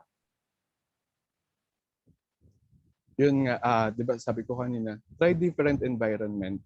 Yun. Hanapin mo yung purpose mo sa iba, sa ibang lugar. Kung sa workplace yan, kung sa family yan. Sa family, siguro naman, kung di pa natin kaya na mag-settle mag-isa, kung di pa natin kaya magpaka-independent, di ba? Try mo i-isolate din yung sarili mo sa mga bagay na nakakapagpa-stress sa'yo, lalo na pag sa bahay. Ako, may escape, parang location, parang gano'n. Tulad dito, parang stress ako sa family. Sila yung nagbibigay sa akin ng stressors ko. Parang bibigay ng problems, yan. Tapos, ang ginagawa ko, pumupunta ako sa favorite place ko, which is, yun nga, sa work ko. sa Haven for Children. Kasi may pag-usap ka sa mga bata, tapos mag-share ka dyan ng kahit ano ng mga problems mo. Walang judgment kasi. O kaya sa strangers, pwede yun. Walang judgment sa kanila. So, try different environments kahit na pandemic ngayon, may 'di ba? May mga social media naman. 'Di ba sinabi magpahinga lang din sa social media. Pero try to reach out din sa ibang tao, 'di ba? Yun, nasagot ko ba yung question? And nagbabasa rin ako sa chat box kasi yun. Ay, isa pa pala na na ginagawa kapag na-stress yan. Kasi 'di ba, alam niyo yung wheezing? Yan, kahit sintonado pa ako. Kumakanta ako doon, tapos sumasali ako sa mga yung may mga chat box nila doon. Yan, nakikipag-usap-usap lang ako doon, ganun. Tapos pag okay na ako, okay na ulit. Laban na ulit sa totoong work mo. Yan, sa totoong gagawin mo. Ganun, parang mag-break ka lang sa mga Okay, nasagot ko ba? Yes, I think you answered the question naman po, sir. Thank you very much. Any other questions?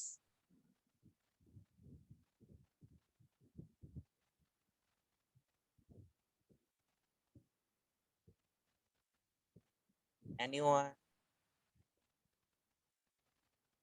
And again, if you cannot, if you don't have the gut to speak up or to ask your questions, you may use our chat box po. I'll be the one to read it for you. Tama din yung sinabi niya ni Jason.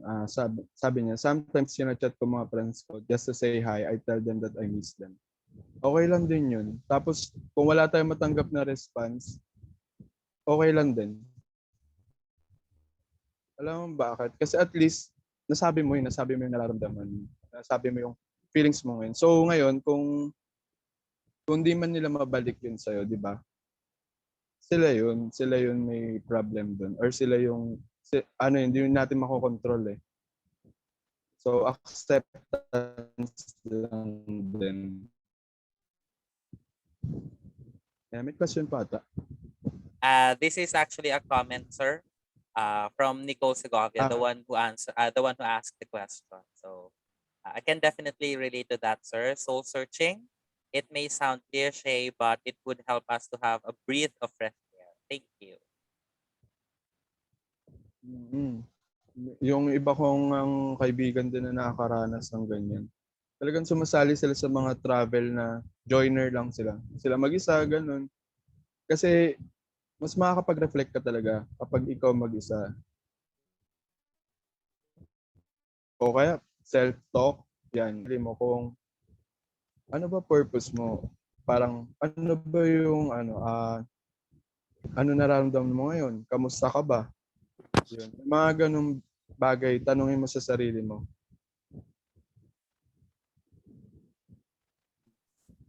Okay. May questions pa po ba? Do you have any more questions pa po?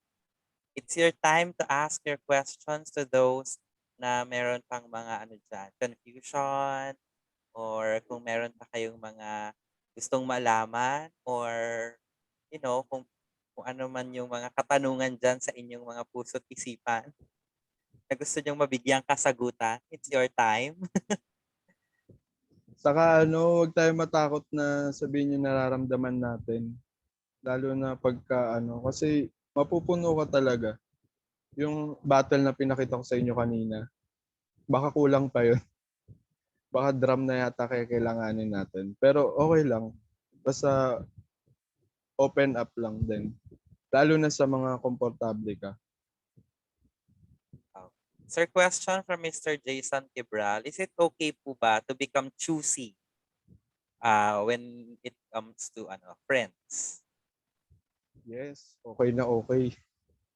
Kasi kung yung mga friends naman natin is kasama lang natin yan sa saya, sa Pero pagdating sa kalungkutan or pagdating sa downfall ka na talaga, matuto tayo mag-cut off sa mga sa mga friends natin na ganun. Kasi nga ang tunay na kaibigan, 'di ba? Ang tunay na kaibigan, dadamayan ka. Dadamayan ka. Tapos hindi yung kukonsintihin ka, hindi yung i-sugarcoat ka lagi, 'di ba? So maging tayo sa sarili natin na yung mga friends ko ba is nakakabuti ba sa akin? Ako ba na mismo ko, na sarili ko, nakakabuti ba ako sa kanila? Ano natutulong ko sa kanila? Yun, self-reflect. Yan. Laging bumabalik sa self kasi sino ba yung pinag-uusapan lagi pag mental health, 'di ba? Sarili mo. Sino ba yung nakakaranas? Sarili mo. So, mas sarili mo yung may alam nun. Lagi. Ganun nun. Another question, sir, from Rachel Sevilla. Paano po yung sa part ng mga lalaki? Pag nabo-broken hearted or nasasaktan, regardless kung anong reason, paano nyo po i-handle yung emotions? Different. Magkakaiba kasi talaga tayo kung paano i-handle. Pero siguro sa experience ko, nabaliw din ako once. Yan. Nabaliw din ako once sa pag-ibig na yan. Na to the point na parang pagpapalit ko yung mga magagandang opportunity para lang habulin yung isang tao or dahil broken ako, ganun. Na nasanay ako na laging nandyan yung tao. Lagi ako nag-depend sa kanya, ganun. Tapos nawala yun nung pinahupa ko, yung parang hinayaan ko yung time. Yung time makakapag-heal sa akin. Kasi from time to time, ang dami ring changes. Walang constant, ang dami talagang pagbabago, araw-araw, oras-oras. Hindi naman laging broken-hearted ka. So, na-handle ko yung emotions ko nung hinayaan ko lang na masaktan ako. Yun. Hinayaan ko lang masaktan ako kasi normal yun eh. Nararamdaman ng tao yun eh. Tao lang din naman ako. Kahit psych pa ako, kahit ang dami ko pang alam sa pag-handle ng emotions na yun. Di ba? Tao ka lang din. Masasaktan ka. Iiyak ka din talaga. And mabobo ka rin talaga. Yun. So, yun. Kung paano ko mag-handle. Thank you, sir. Ayan. Naranasan ko din po yun yung nabaliw. Pero hindi po ako lalaki, babae po ako. Charot! Ang gandang babae. Kaya I always have this line na feel the pain until it hurts no more. Yon. Yun yung cope up kinemerot ko dati. Dati yon, hindi ko na siya nararanasan ngayon. Okay. Next question tayo from Miss Joyce Masoriano. Paano po ba kung ganito yung situation? Yung hindi mo kayang i-speak out or yung problems mo or di mo kayang i-share? Then parang may result na sobrang bigat na talaga sa feeling. Ano po ang pwedeng gawin pag ganito yung situation? Kahit kanino ba, never niyang na-speak out or nasabi yung problem? Yes, I think so, sir. Yun po yung kanya. Kasi kung ganun, di ba, yun nga, gaya ng sabi ko, marami tayong ways din na para mag-cope up sa ganun eh. Kung di talaga natin feel, yung tayo mismo kumausap sa sarili natin. I-open up natin yung nararamdaman natin. Kasi, di ba, eto, physical nating katawan, may soul pa tayo. Yung soul natin mismo, nakakausap din natin yan. Kaya nga, di ba, meron parang mga yoga na ginagawa para maging healthy yung soul natin. So, ganun. Kausapin mo yung sarili mo, then hanapin mo ulit yung sinasabi kong purpose sa ibang environment, sa ibang place na na nakakapagpagaan ng loob mo. Kasi lagi tayo may purpose talaga kahit saan. hindi ka naman binuhay dito para maging display lang. Nakakagalaw ka, nakakapag-isip ka. Tsaka tayo yung binigyan ng Diyos ng ng pinakamataas na pag-iisip, di ba? So, nandun yung point na laging marunong tayo mamili kung saan ba tayo. Yun, sana nasagot. And sorry kung masyadong simple yung sinasabi ko. Yung parang kung ano lang lumabas sa bunganga ko talaga. Yun talaga kahit sa pagiging guidance, ganun lang. Pero syempre, mindful pa rin naman ako sa mga sinasabi ko. And actually, it helps din siguro na simple words kasi mas, di ba, mas naiintindihan ng lahat. Oo, kasi kung magte-terms kami lagi, parang mahirap intindihin kasi syempre magkakaiba naman tayo ng course, di ba? Yes, that's true din. Another question po ito, sir. Dumating ka na po ba sa part na parang gusto mo nang tapusin ang lahat, even your life? If yes, how did you handle it? Oo, parang ang bigat ng question Pero, oo, dumating sa point na ganyan. Tapos,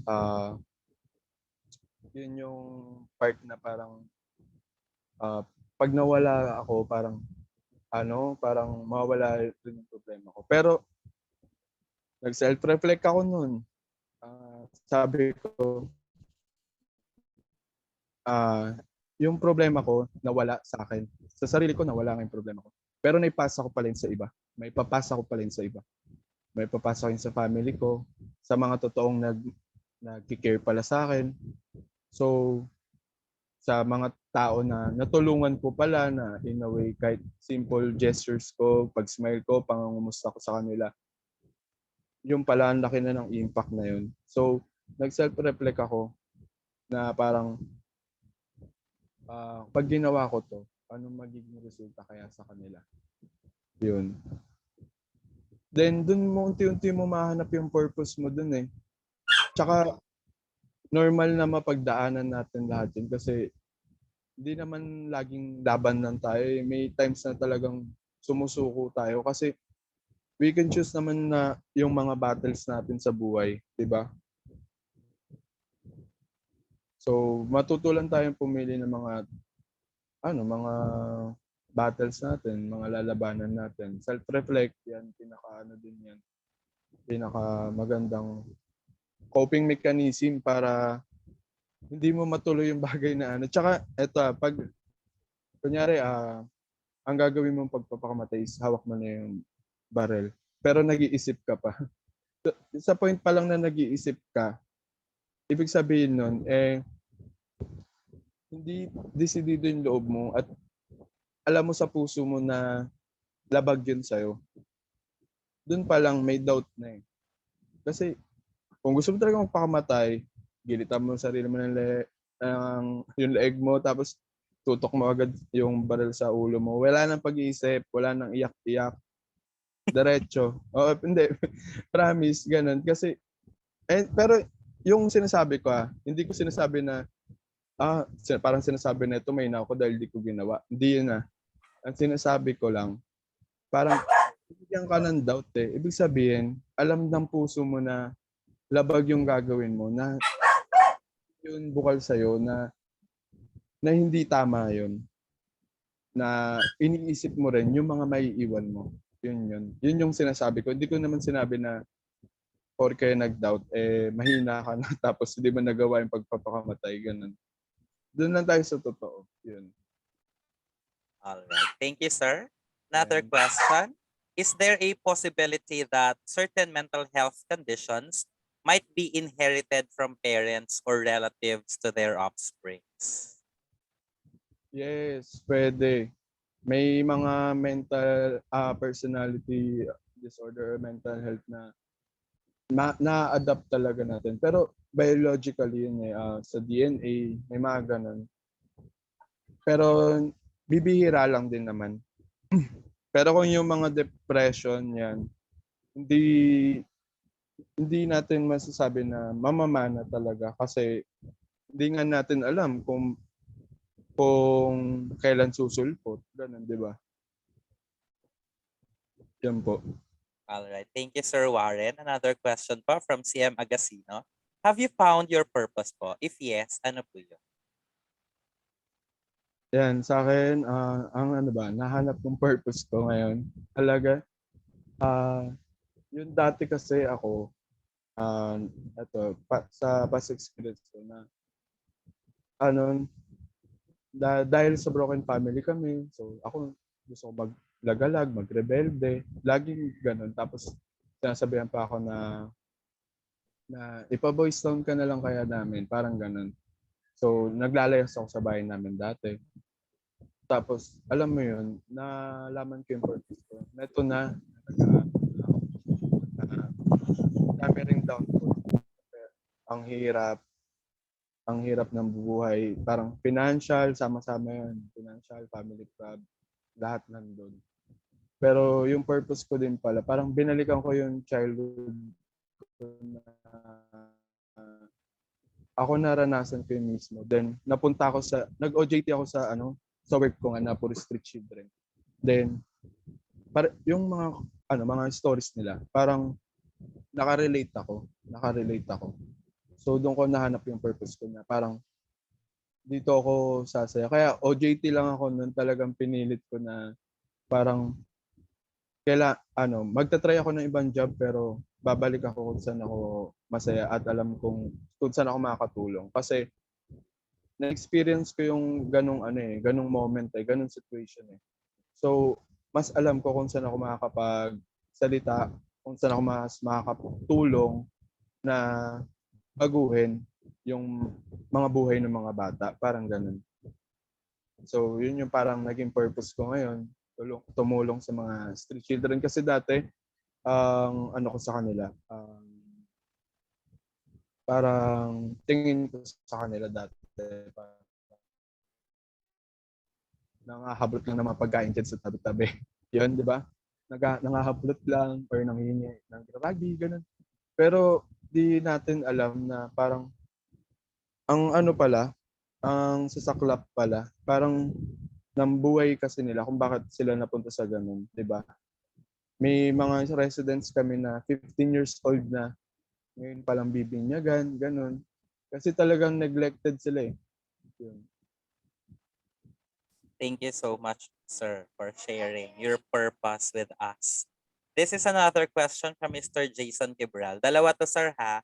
First question niya is, pag laging nasasaktan sa love, dapat pa po bang magmahal? The second question is love, yung ulit-ulit na nasasaktan ka masyado sa love, is it a kind of psychological illness? Sa palaging nauulit na nasasaktan, hindi yung psychological illness kasi meron nga tayong sinusunod na mga duration, ganyan terms, or kahit na yung sinabi ko na may duration pero paulit-ulit na sinabi mo nasasaktan. Maybe siguro hindi mo pa nahanap yung right person para sa iyo, parang ganun. Tapos yung pangalawa, yung sabi kahit daw nasasaktan, need pa rin daw ba mag-love? O naman, kasi normal lang talaga na masaktan. Kasi wala naman perfecto talaga na relationship. Walang perfecto na magbibigay sa'yo ng love. Kahit na sinabi mo pang, ay, dawan ko na yan. Posibleng wala kayong pag-aawayan. Posibleng wala kayong hindi pagkakaroon ng misunderstanding. Ganun. Kumbaga, nasa pag-handle talaga. And yun sinabi mo na titigil ka na magmahal dahil nasaktan ka. Huwag ka tumigil kasi nga meron pa naman hindi lang naman parang jowa mo dapat mahalin mo, parang ganun. May ibang tao pa sa paligid mo na pwede mong bigyan ng pagmamahal. Yun nga parang naniniwala nga ako sa isang quote na hindi kailanman ako magiging mahirap basta marunong ako magbigay at basta marunong ako umintindi at magbigay ng pagmamahal sa iba. So, yun. So, mga ilang sakit po bago mahanap yung the right? Charot. Huwag mong sagutin yun, Hindi sir. natin masabi. Charot lang yon. Okay. Ito pa Thank you. another question. Di ba po, parang going back to your answer. TJ, ikaw talaga. Paki-disregard po yung yung kay Mr. Christian Ligos. Huwag niyo pa yung pansinin. Sana yun. Ito pa another question. Going back po kasi 'di ba may nagtanong kanina about yung sa suicide, yung attempt suicide. Nung dumating daw po kayo sa point na 'yon, ang tanong niya naman po is what was your reason or who was the reason bakit hindi po siya natuloy? Okay. Yung reason ko muna kung bakit ko gusto na matuloy. Yung reason ko nung una, family din. Pero family tsaka syempre relationship, work, yan. Kasama yan. Nagsabay-sabay, kaya ako naisip yung ganun. Tapos, yung nakapagpahinto, isa sa nakapagpahinto. Inisip ko yung mama ko. Mama ko talaga. Kasi isa siya sa kahinaan ko talaga din na kasi ako kaya ako nag-psych dati kasi nga yung mama ko nakaranas ng depression. Binubugbog kami sa harap ng mama ko, ng mga family members namin. Yan.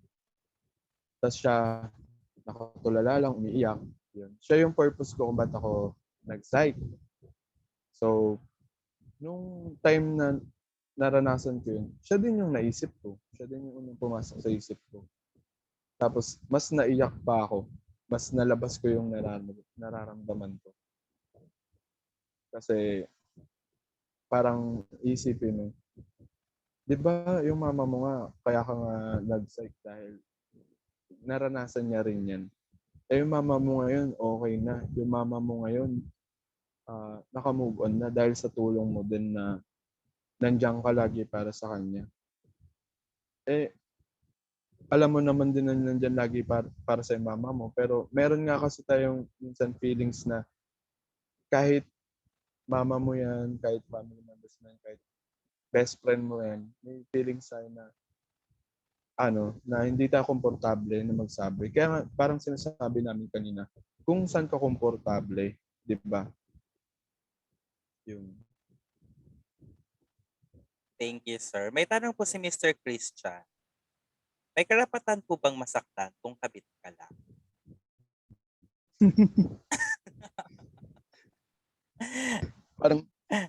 Parang joke time yung tanong ni Christian. Move on na tayo, wag na nating sagutin yan. Ay, hindi, totoo yun. Di ba all feelings are valid naman? Oo naman. Yun nga. Pero parang joke time in a way kasi yung term mo kabit ka lang, ganun. Yan. Meron, syempre. Nagmahal ka rin naman Nagmahal ka, di ba? Yun. So, nagmahal ka lang din naman kahit yun nga kaso alam natin lagi sa sarili natin na mali Alam natin sa sarili natin. Nagmahal ka ng mali, ganun. Yes. Parang, hindi. Alam mo yung sa sarili mo na mali. Pero, so, kung masasaktan ka, deserve mo. Hindi, deserve mo. Alam mo dapat kasi yung consequence, di ba? Na pero valid pa rin yung feelings mo kasi tao ka. Yun yung sinasabi ko. Well, ayoko na usapang kabit, so let's move on. Parang parang natanggal sa linya yung payo ko. Ang hirap no? Ito po, with regards to validating our emotions based on our experiences, is there an advice that we can share to those who no longer believe in love due to traumatic experiences of getting badly hurt repeatedly? Sige. Sagot ko dyan. Maniwala ka lang na hindi pare-parehas yung tao. Hindi pare-parehas yung may experience natin sa kanila. So, kung nasaktan ka man kahit 3 beses na pa yan na sunod-sunod sa iba-ibang tao, try mo ulit sa iba. Try mo ulit tumanap ng pagmamahal sa iba. Kasi nga, sa paghanap ba natin ng work, pare-pares ba yung na-experience nating interview? Pare-pares din ba yung binibigay sa ating job descriptions? Pare-pares ba yung binibigay sa ating task? Hindi. Parang sa paghahanap mo rin yan ng love. 'Di ba? Pero ang alam mo yung kahit hindi pare-pares yung binibigay sa atin na experience, ang kailangan nating ibahin yung pag-respond natin. Pag-respond natin sa mga experiences na yun. So, yung sinabi ko nga, di ba, paulit-ulit ka nasaktan. So, try mo naman ibang approach naman yung ibibigay mo dun sa tao na bago mong kakilala, na bago mong hinahanapan ng pagmamahal, di ba? Try naman ibang approach. Yun. Thank you, sir. So, paano po ako? Naka-51 na po akong sakit. Okay lang po yun? Mag-anesthesia na tayo. All right. So, thank you, Sir Warren. Ayan. Ito another question po. Kaya mo pa din po bang patawarin at tanggapin yung taong mahal mo kahit na paulit-ulit kang sinasaktan at niloloko? Or patatawarin mo lang pero yung love na meron ka sa kanya noon is wala?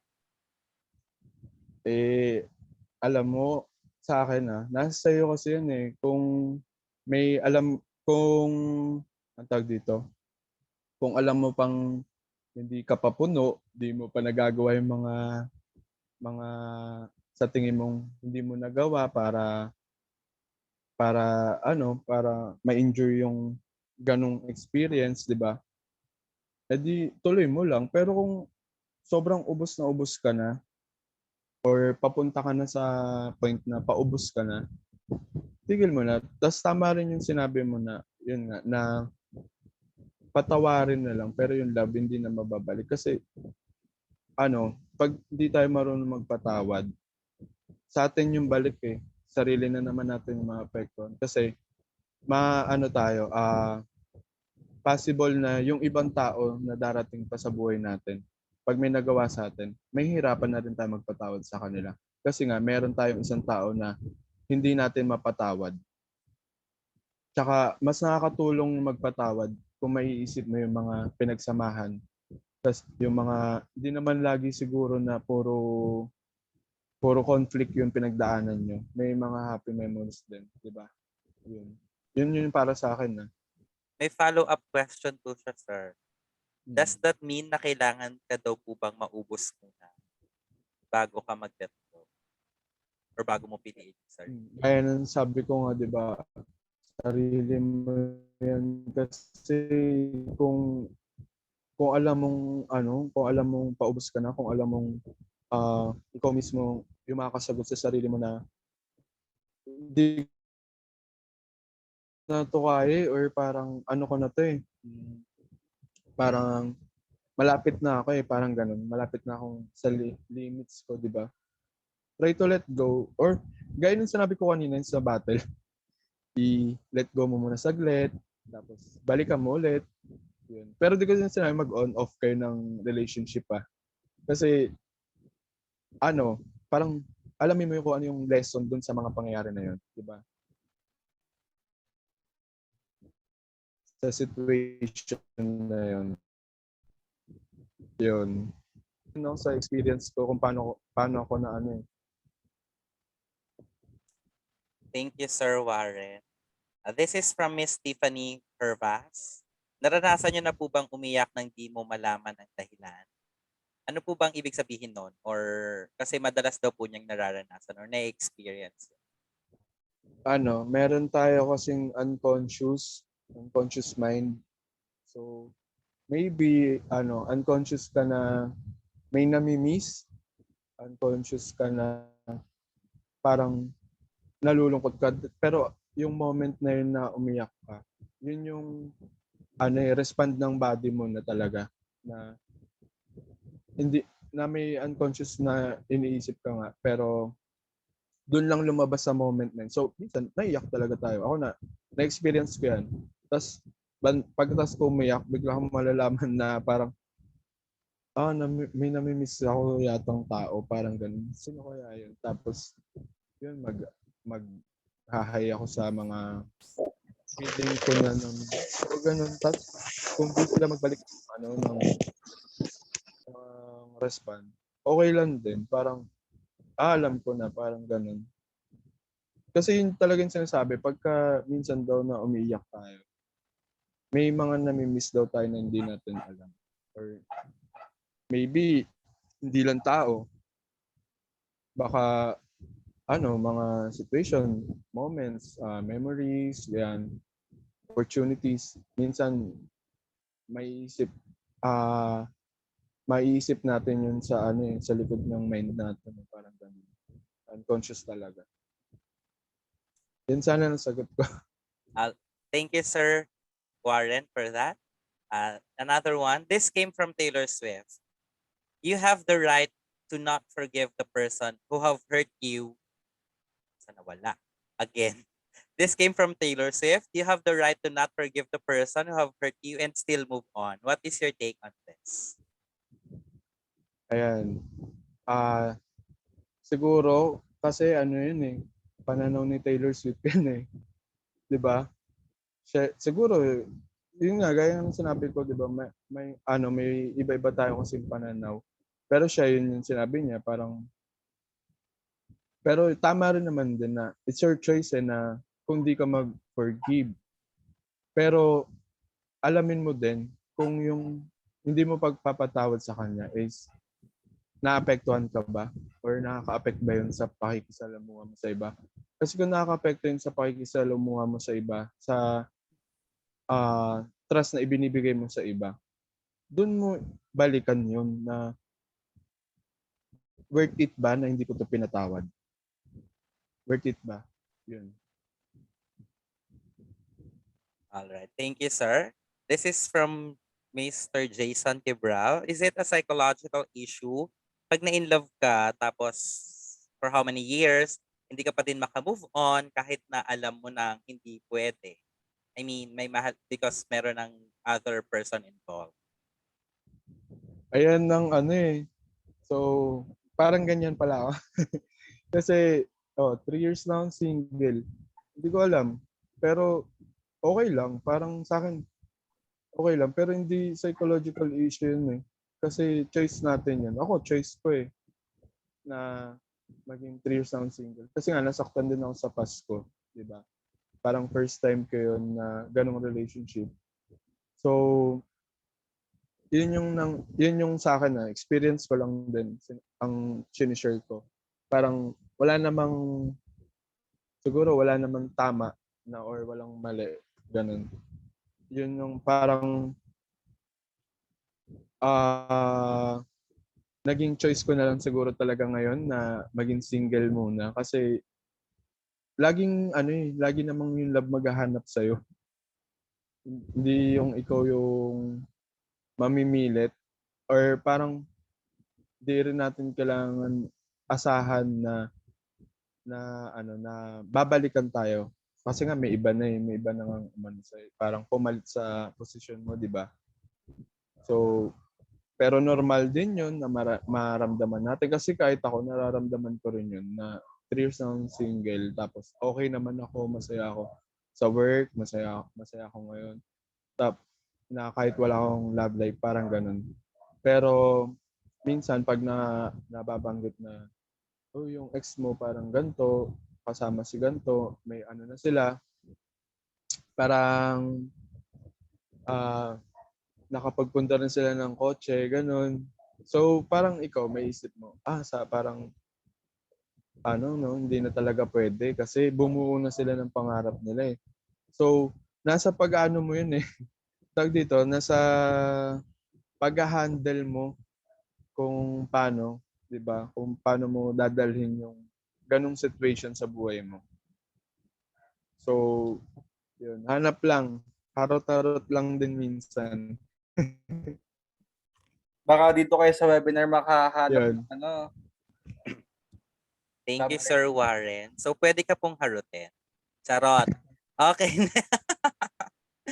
Meron po, ito po, opportunity versus love. Nagawa mo na po bang ipagpalit yung big opportunity because of love?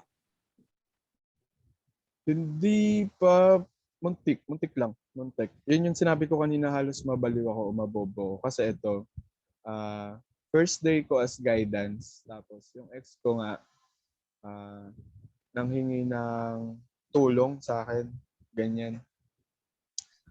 So, nanghingi ng tulong kasi nga, sinaktan siya nung bago niya.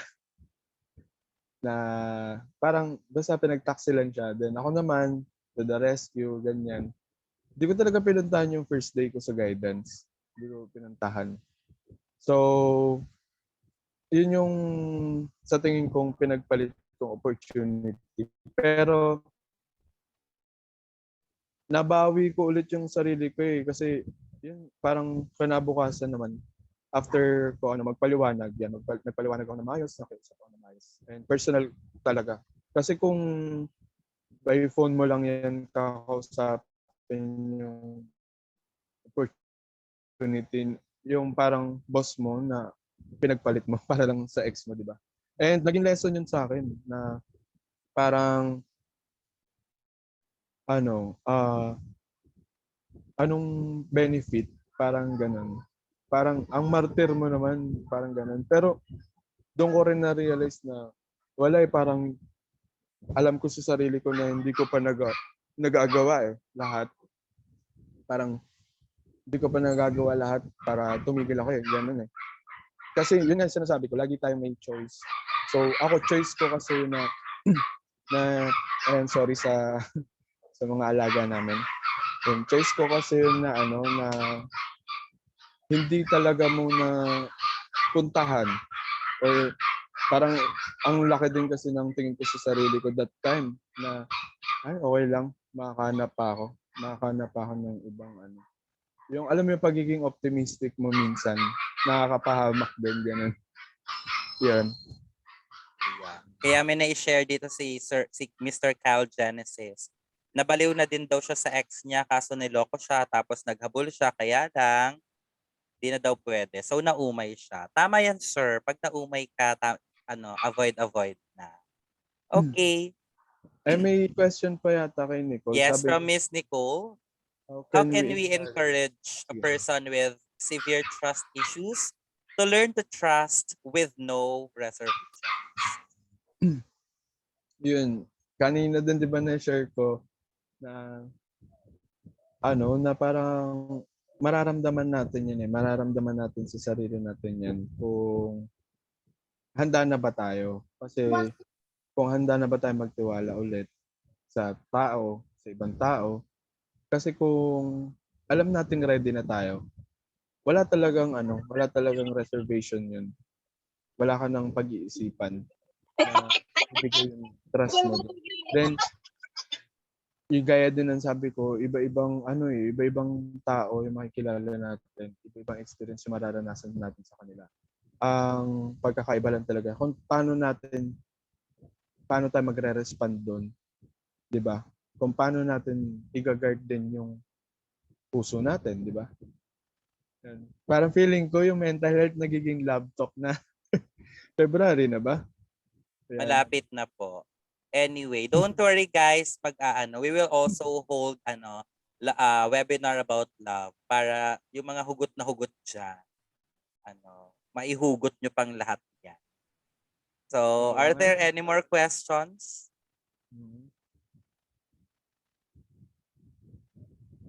Wag na magmahal, sabi ni Kyle. Wag naman. Magmahal ka pa rin, nandito pa ako, hindi nyo pa nga ako na-try. Charot! Ayan. How to cope up with heartbreak. Next topic natin yan sa susunod na linggo.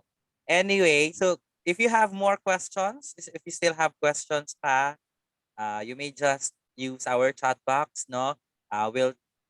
Sir Warren will answer that, no? And while waiting, thank you so much, Sir Warren, for your time, no? In answering the queries of our tonight's attendees.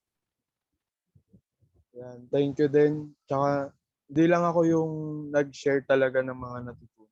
Kayo din, sa mga pagtatanong nyo, sa mga pag-chat nyo dyan, pare-parehas tayong natuto.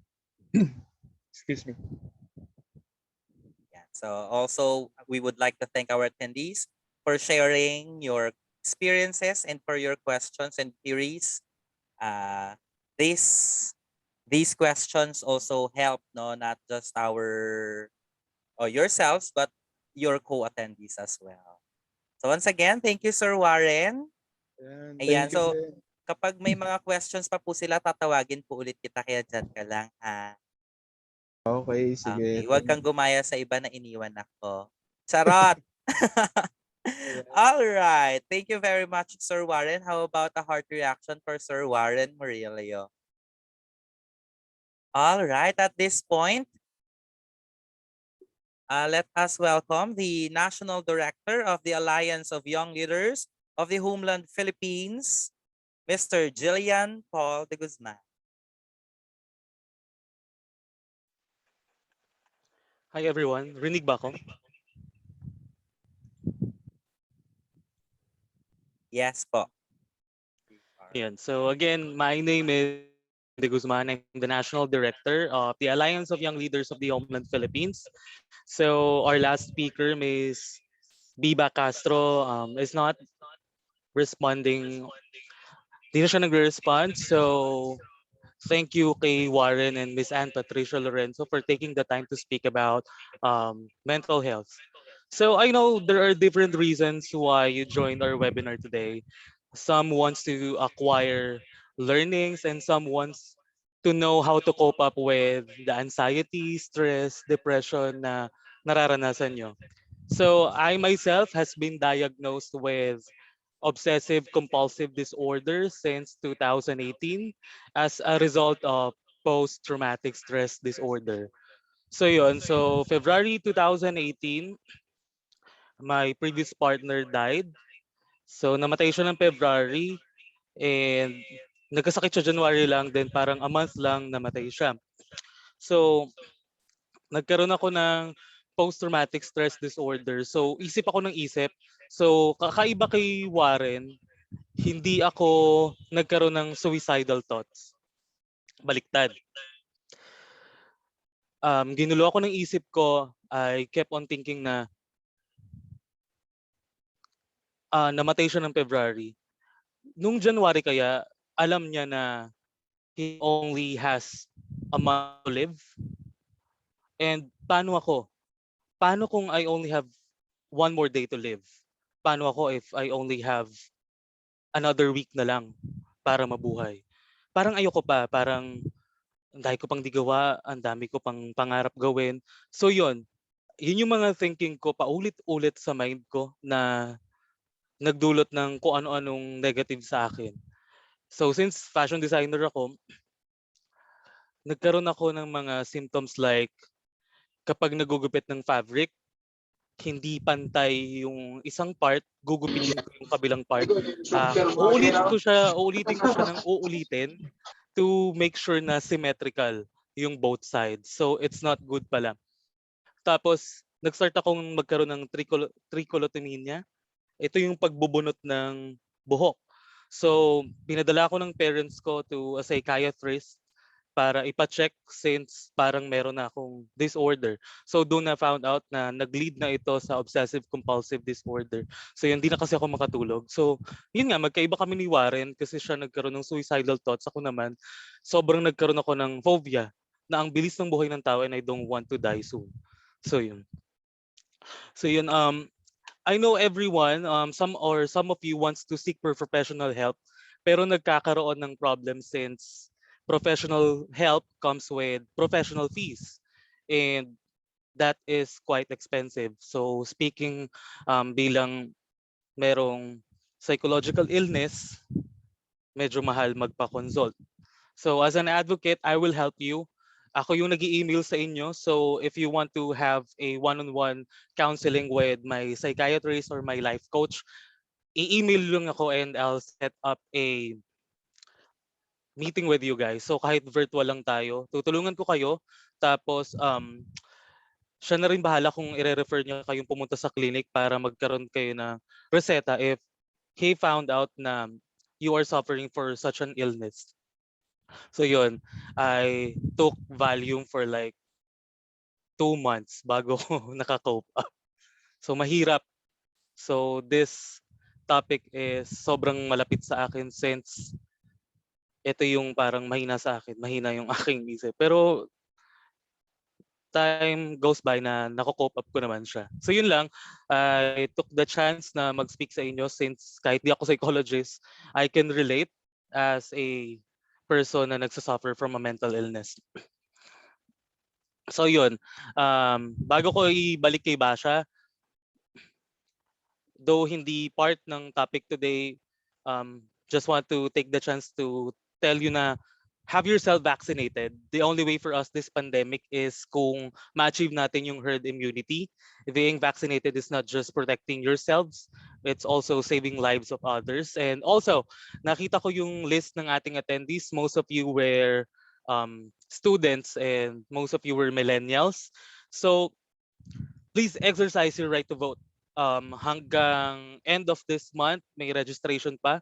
So please exercise your right to vote and please choose the best candidates that you think can lead the country, okay? So back to you, Basha. Thank you very much, Papu Jillian, for sharing of your experiences with us.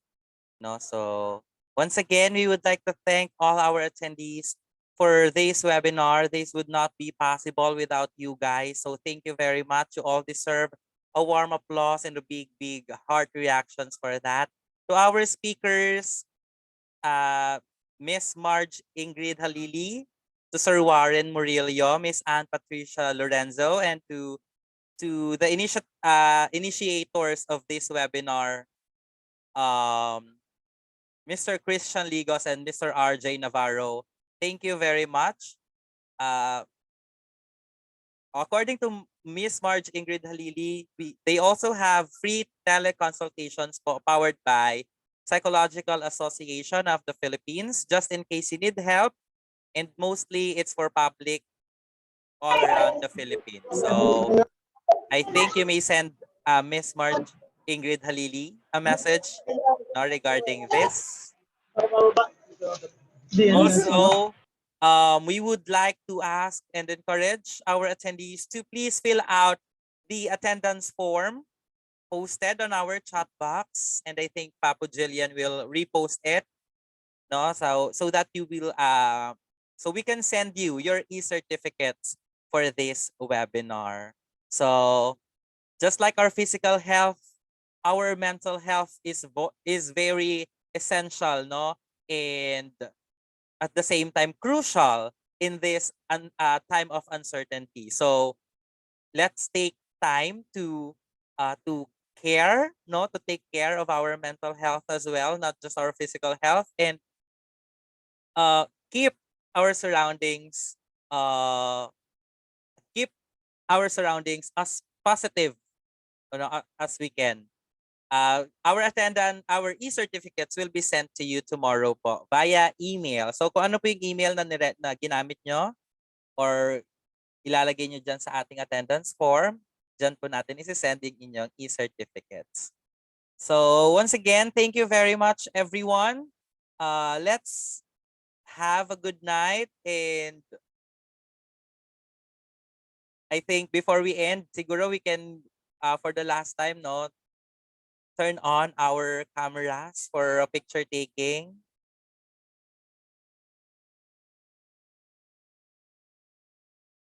Ayan. So, hello everyone. It's good to see your beautiful and handsome faces. Yan. So, we are very, very grateful and thankful for your precious time, no, in attending this webinar. RJ, Pated, can you do the picture taking? Thank you.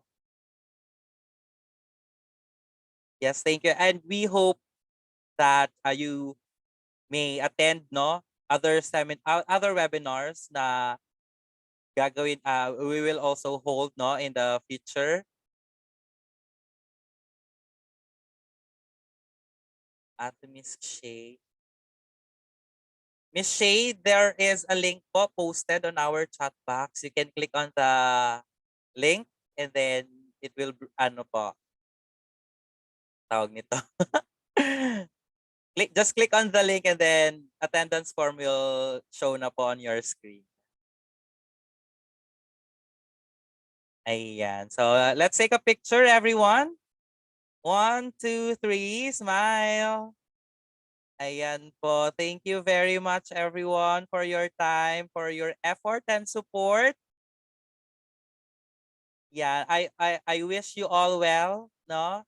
To those who are still, you know, you are still, to those na with mental illness pa or to those na undergoing pa whatever it is, no? Please note and please remember that mental illness is a process. It's not a destination. No? So, wag tayong magtambay dyan. It's a process. Let's learn to take care of ourselves and overcome no whatever it is we are going through. So, let's be positive no and spread positivity among others. Once again, this is Beatrice Bernardo Padilla. Thank you very much and good evening, everyone. The video of this webinar will be uploaded on YouTube. Paano natin i-share? Wait lang. May nagtatanong po eh. Via YouTube, tapos I think will include the link ng YouTube sa certificates na isa-send ko sa kanila. Ayun.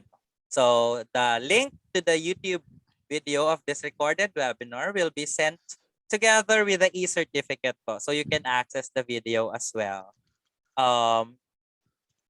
The proceeds of this webinar for a cause will be used to assist and help the ITAS of Tayabas, Quezon. So those po who are still asking to where to donate, RJ. Yes, Sir Warren, you'd like to share something po? Magpa-plug lang din kung Sige po. Pwede. Sige po, go po. Baka pwede rin na matulungan nyo rin yung mga bata ng Haven for Children. Yan. Mga street children po sila na yun, na mga hindi pa nahanap yung family. Yan. Kung may mga in-kind donations kayo, pwede nyo rin po akong kontakin. Or may mga outreach po kayong gustong ganapin. Yun. Yeah. Dito located po kami ngayon sa Alabang. Ayun, let us know more about that. Your Homeland Philippines family will always help you after alupa ka na. Thank you. Ginamit ko ng platform, syempre. Yeah, so yeah. Miss Marge Ingrid, someone's asking, is there a link to po for the teleconsultations ng PAP?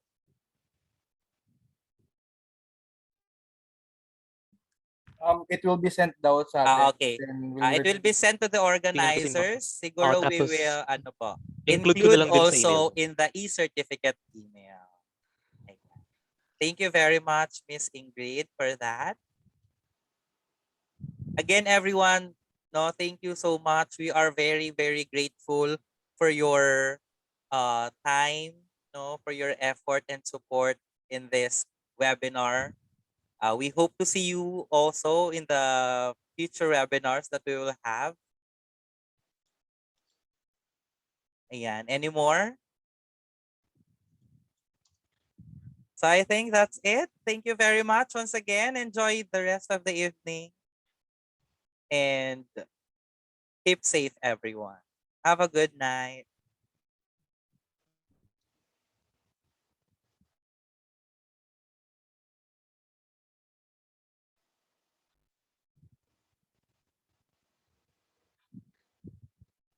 Iwan Orga ha.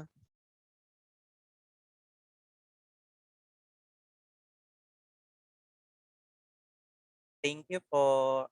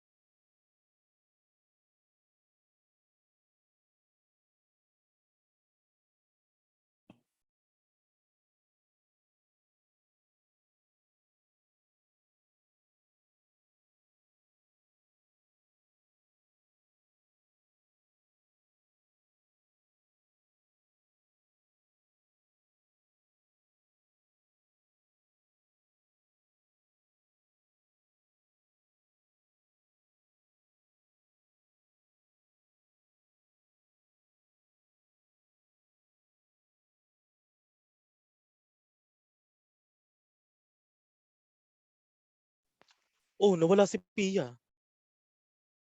Baka po nag...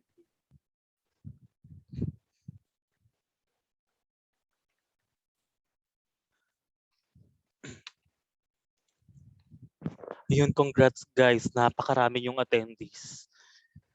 Ang peak natin kanina is 165. Wala kang mic, gaga. Minute Ano? mo na naman ako eh. Ano? Nakamute mo na naman ako. Ayun, Narinig niyo nawawala ako? rin si RJ. Nandyan po si RJ. Ayaw lang. Narinig niya ako? Yes. Arinig ka na. Uy, naka-record pa to ah. Oo. Oo nga. Madali Stop naman ko to ikat. na. Okay. Paano hindi ko to kinakat, Papu? Ay, ganun.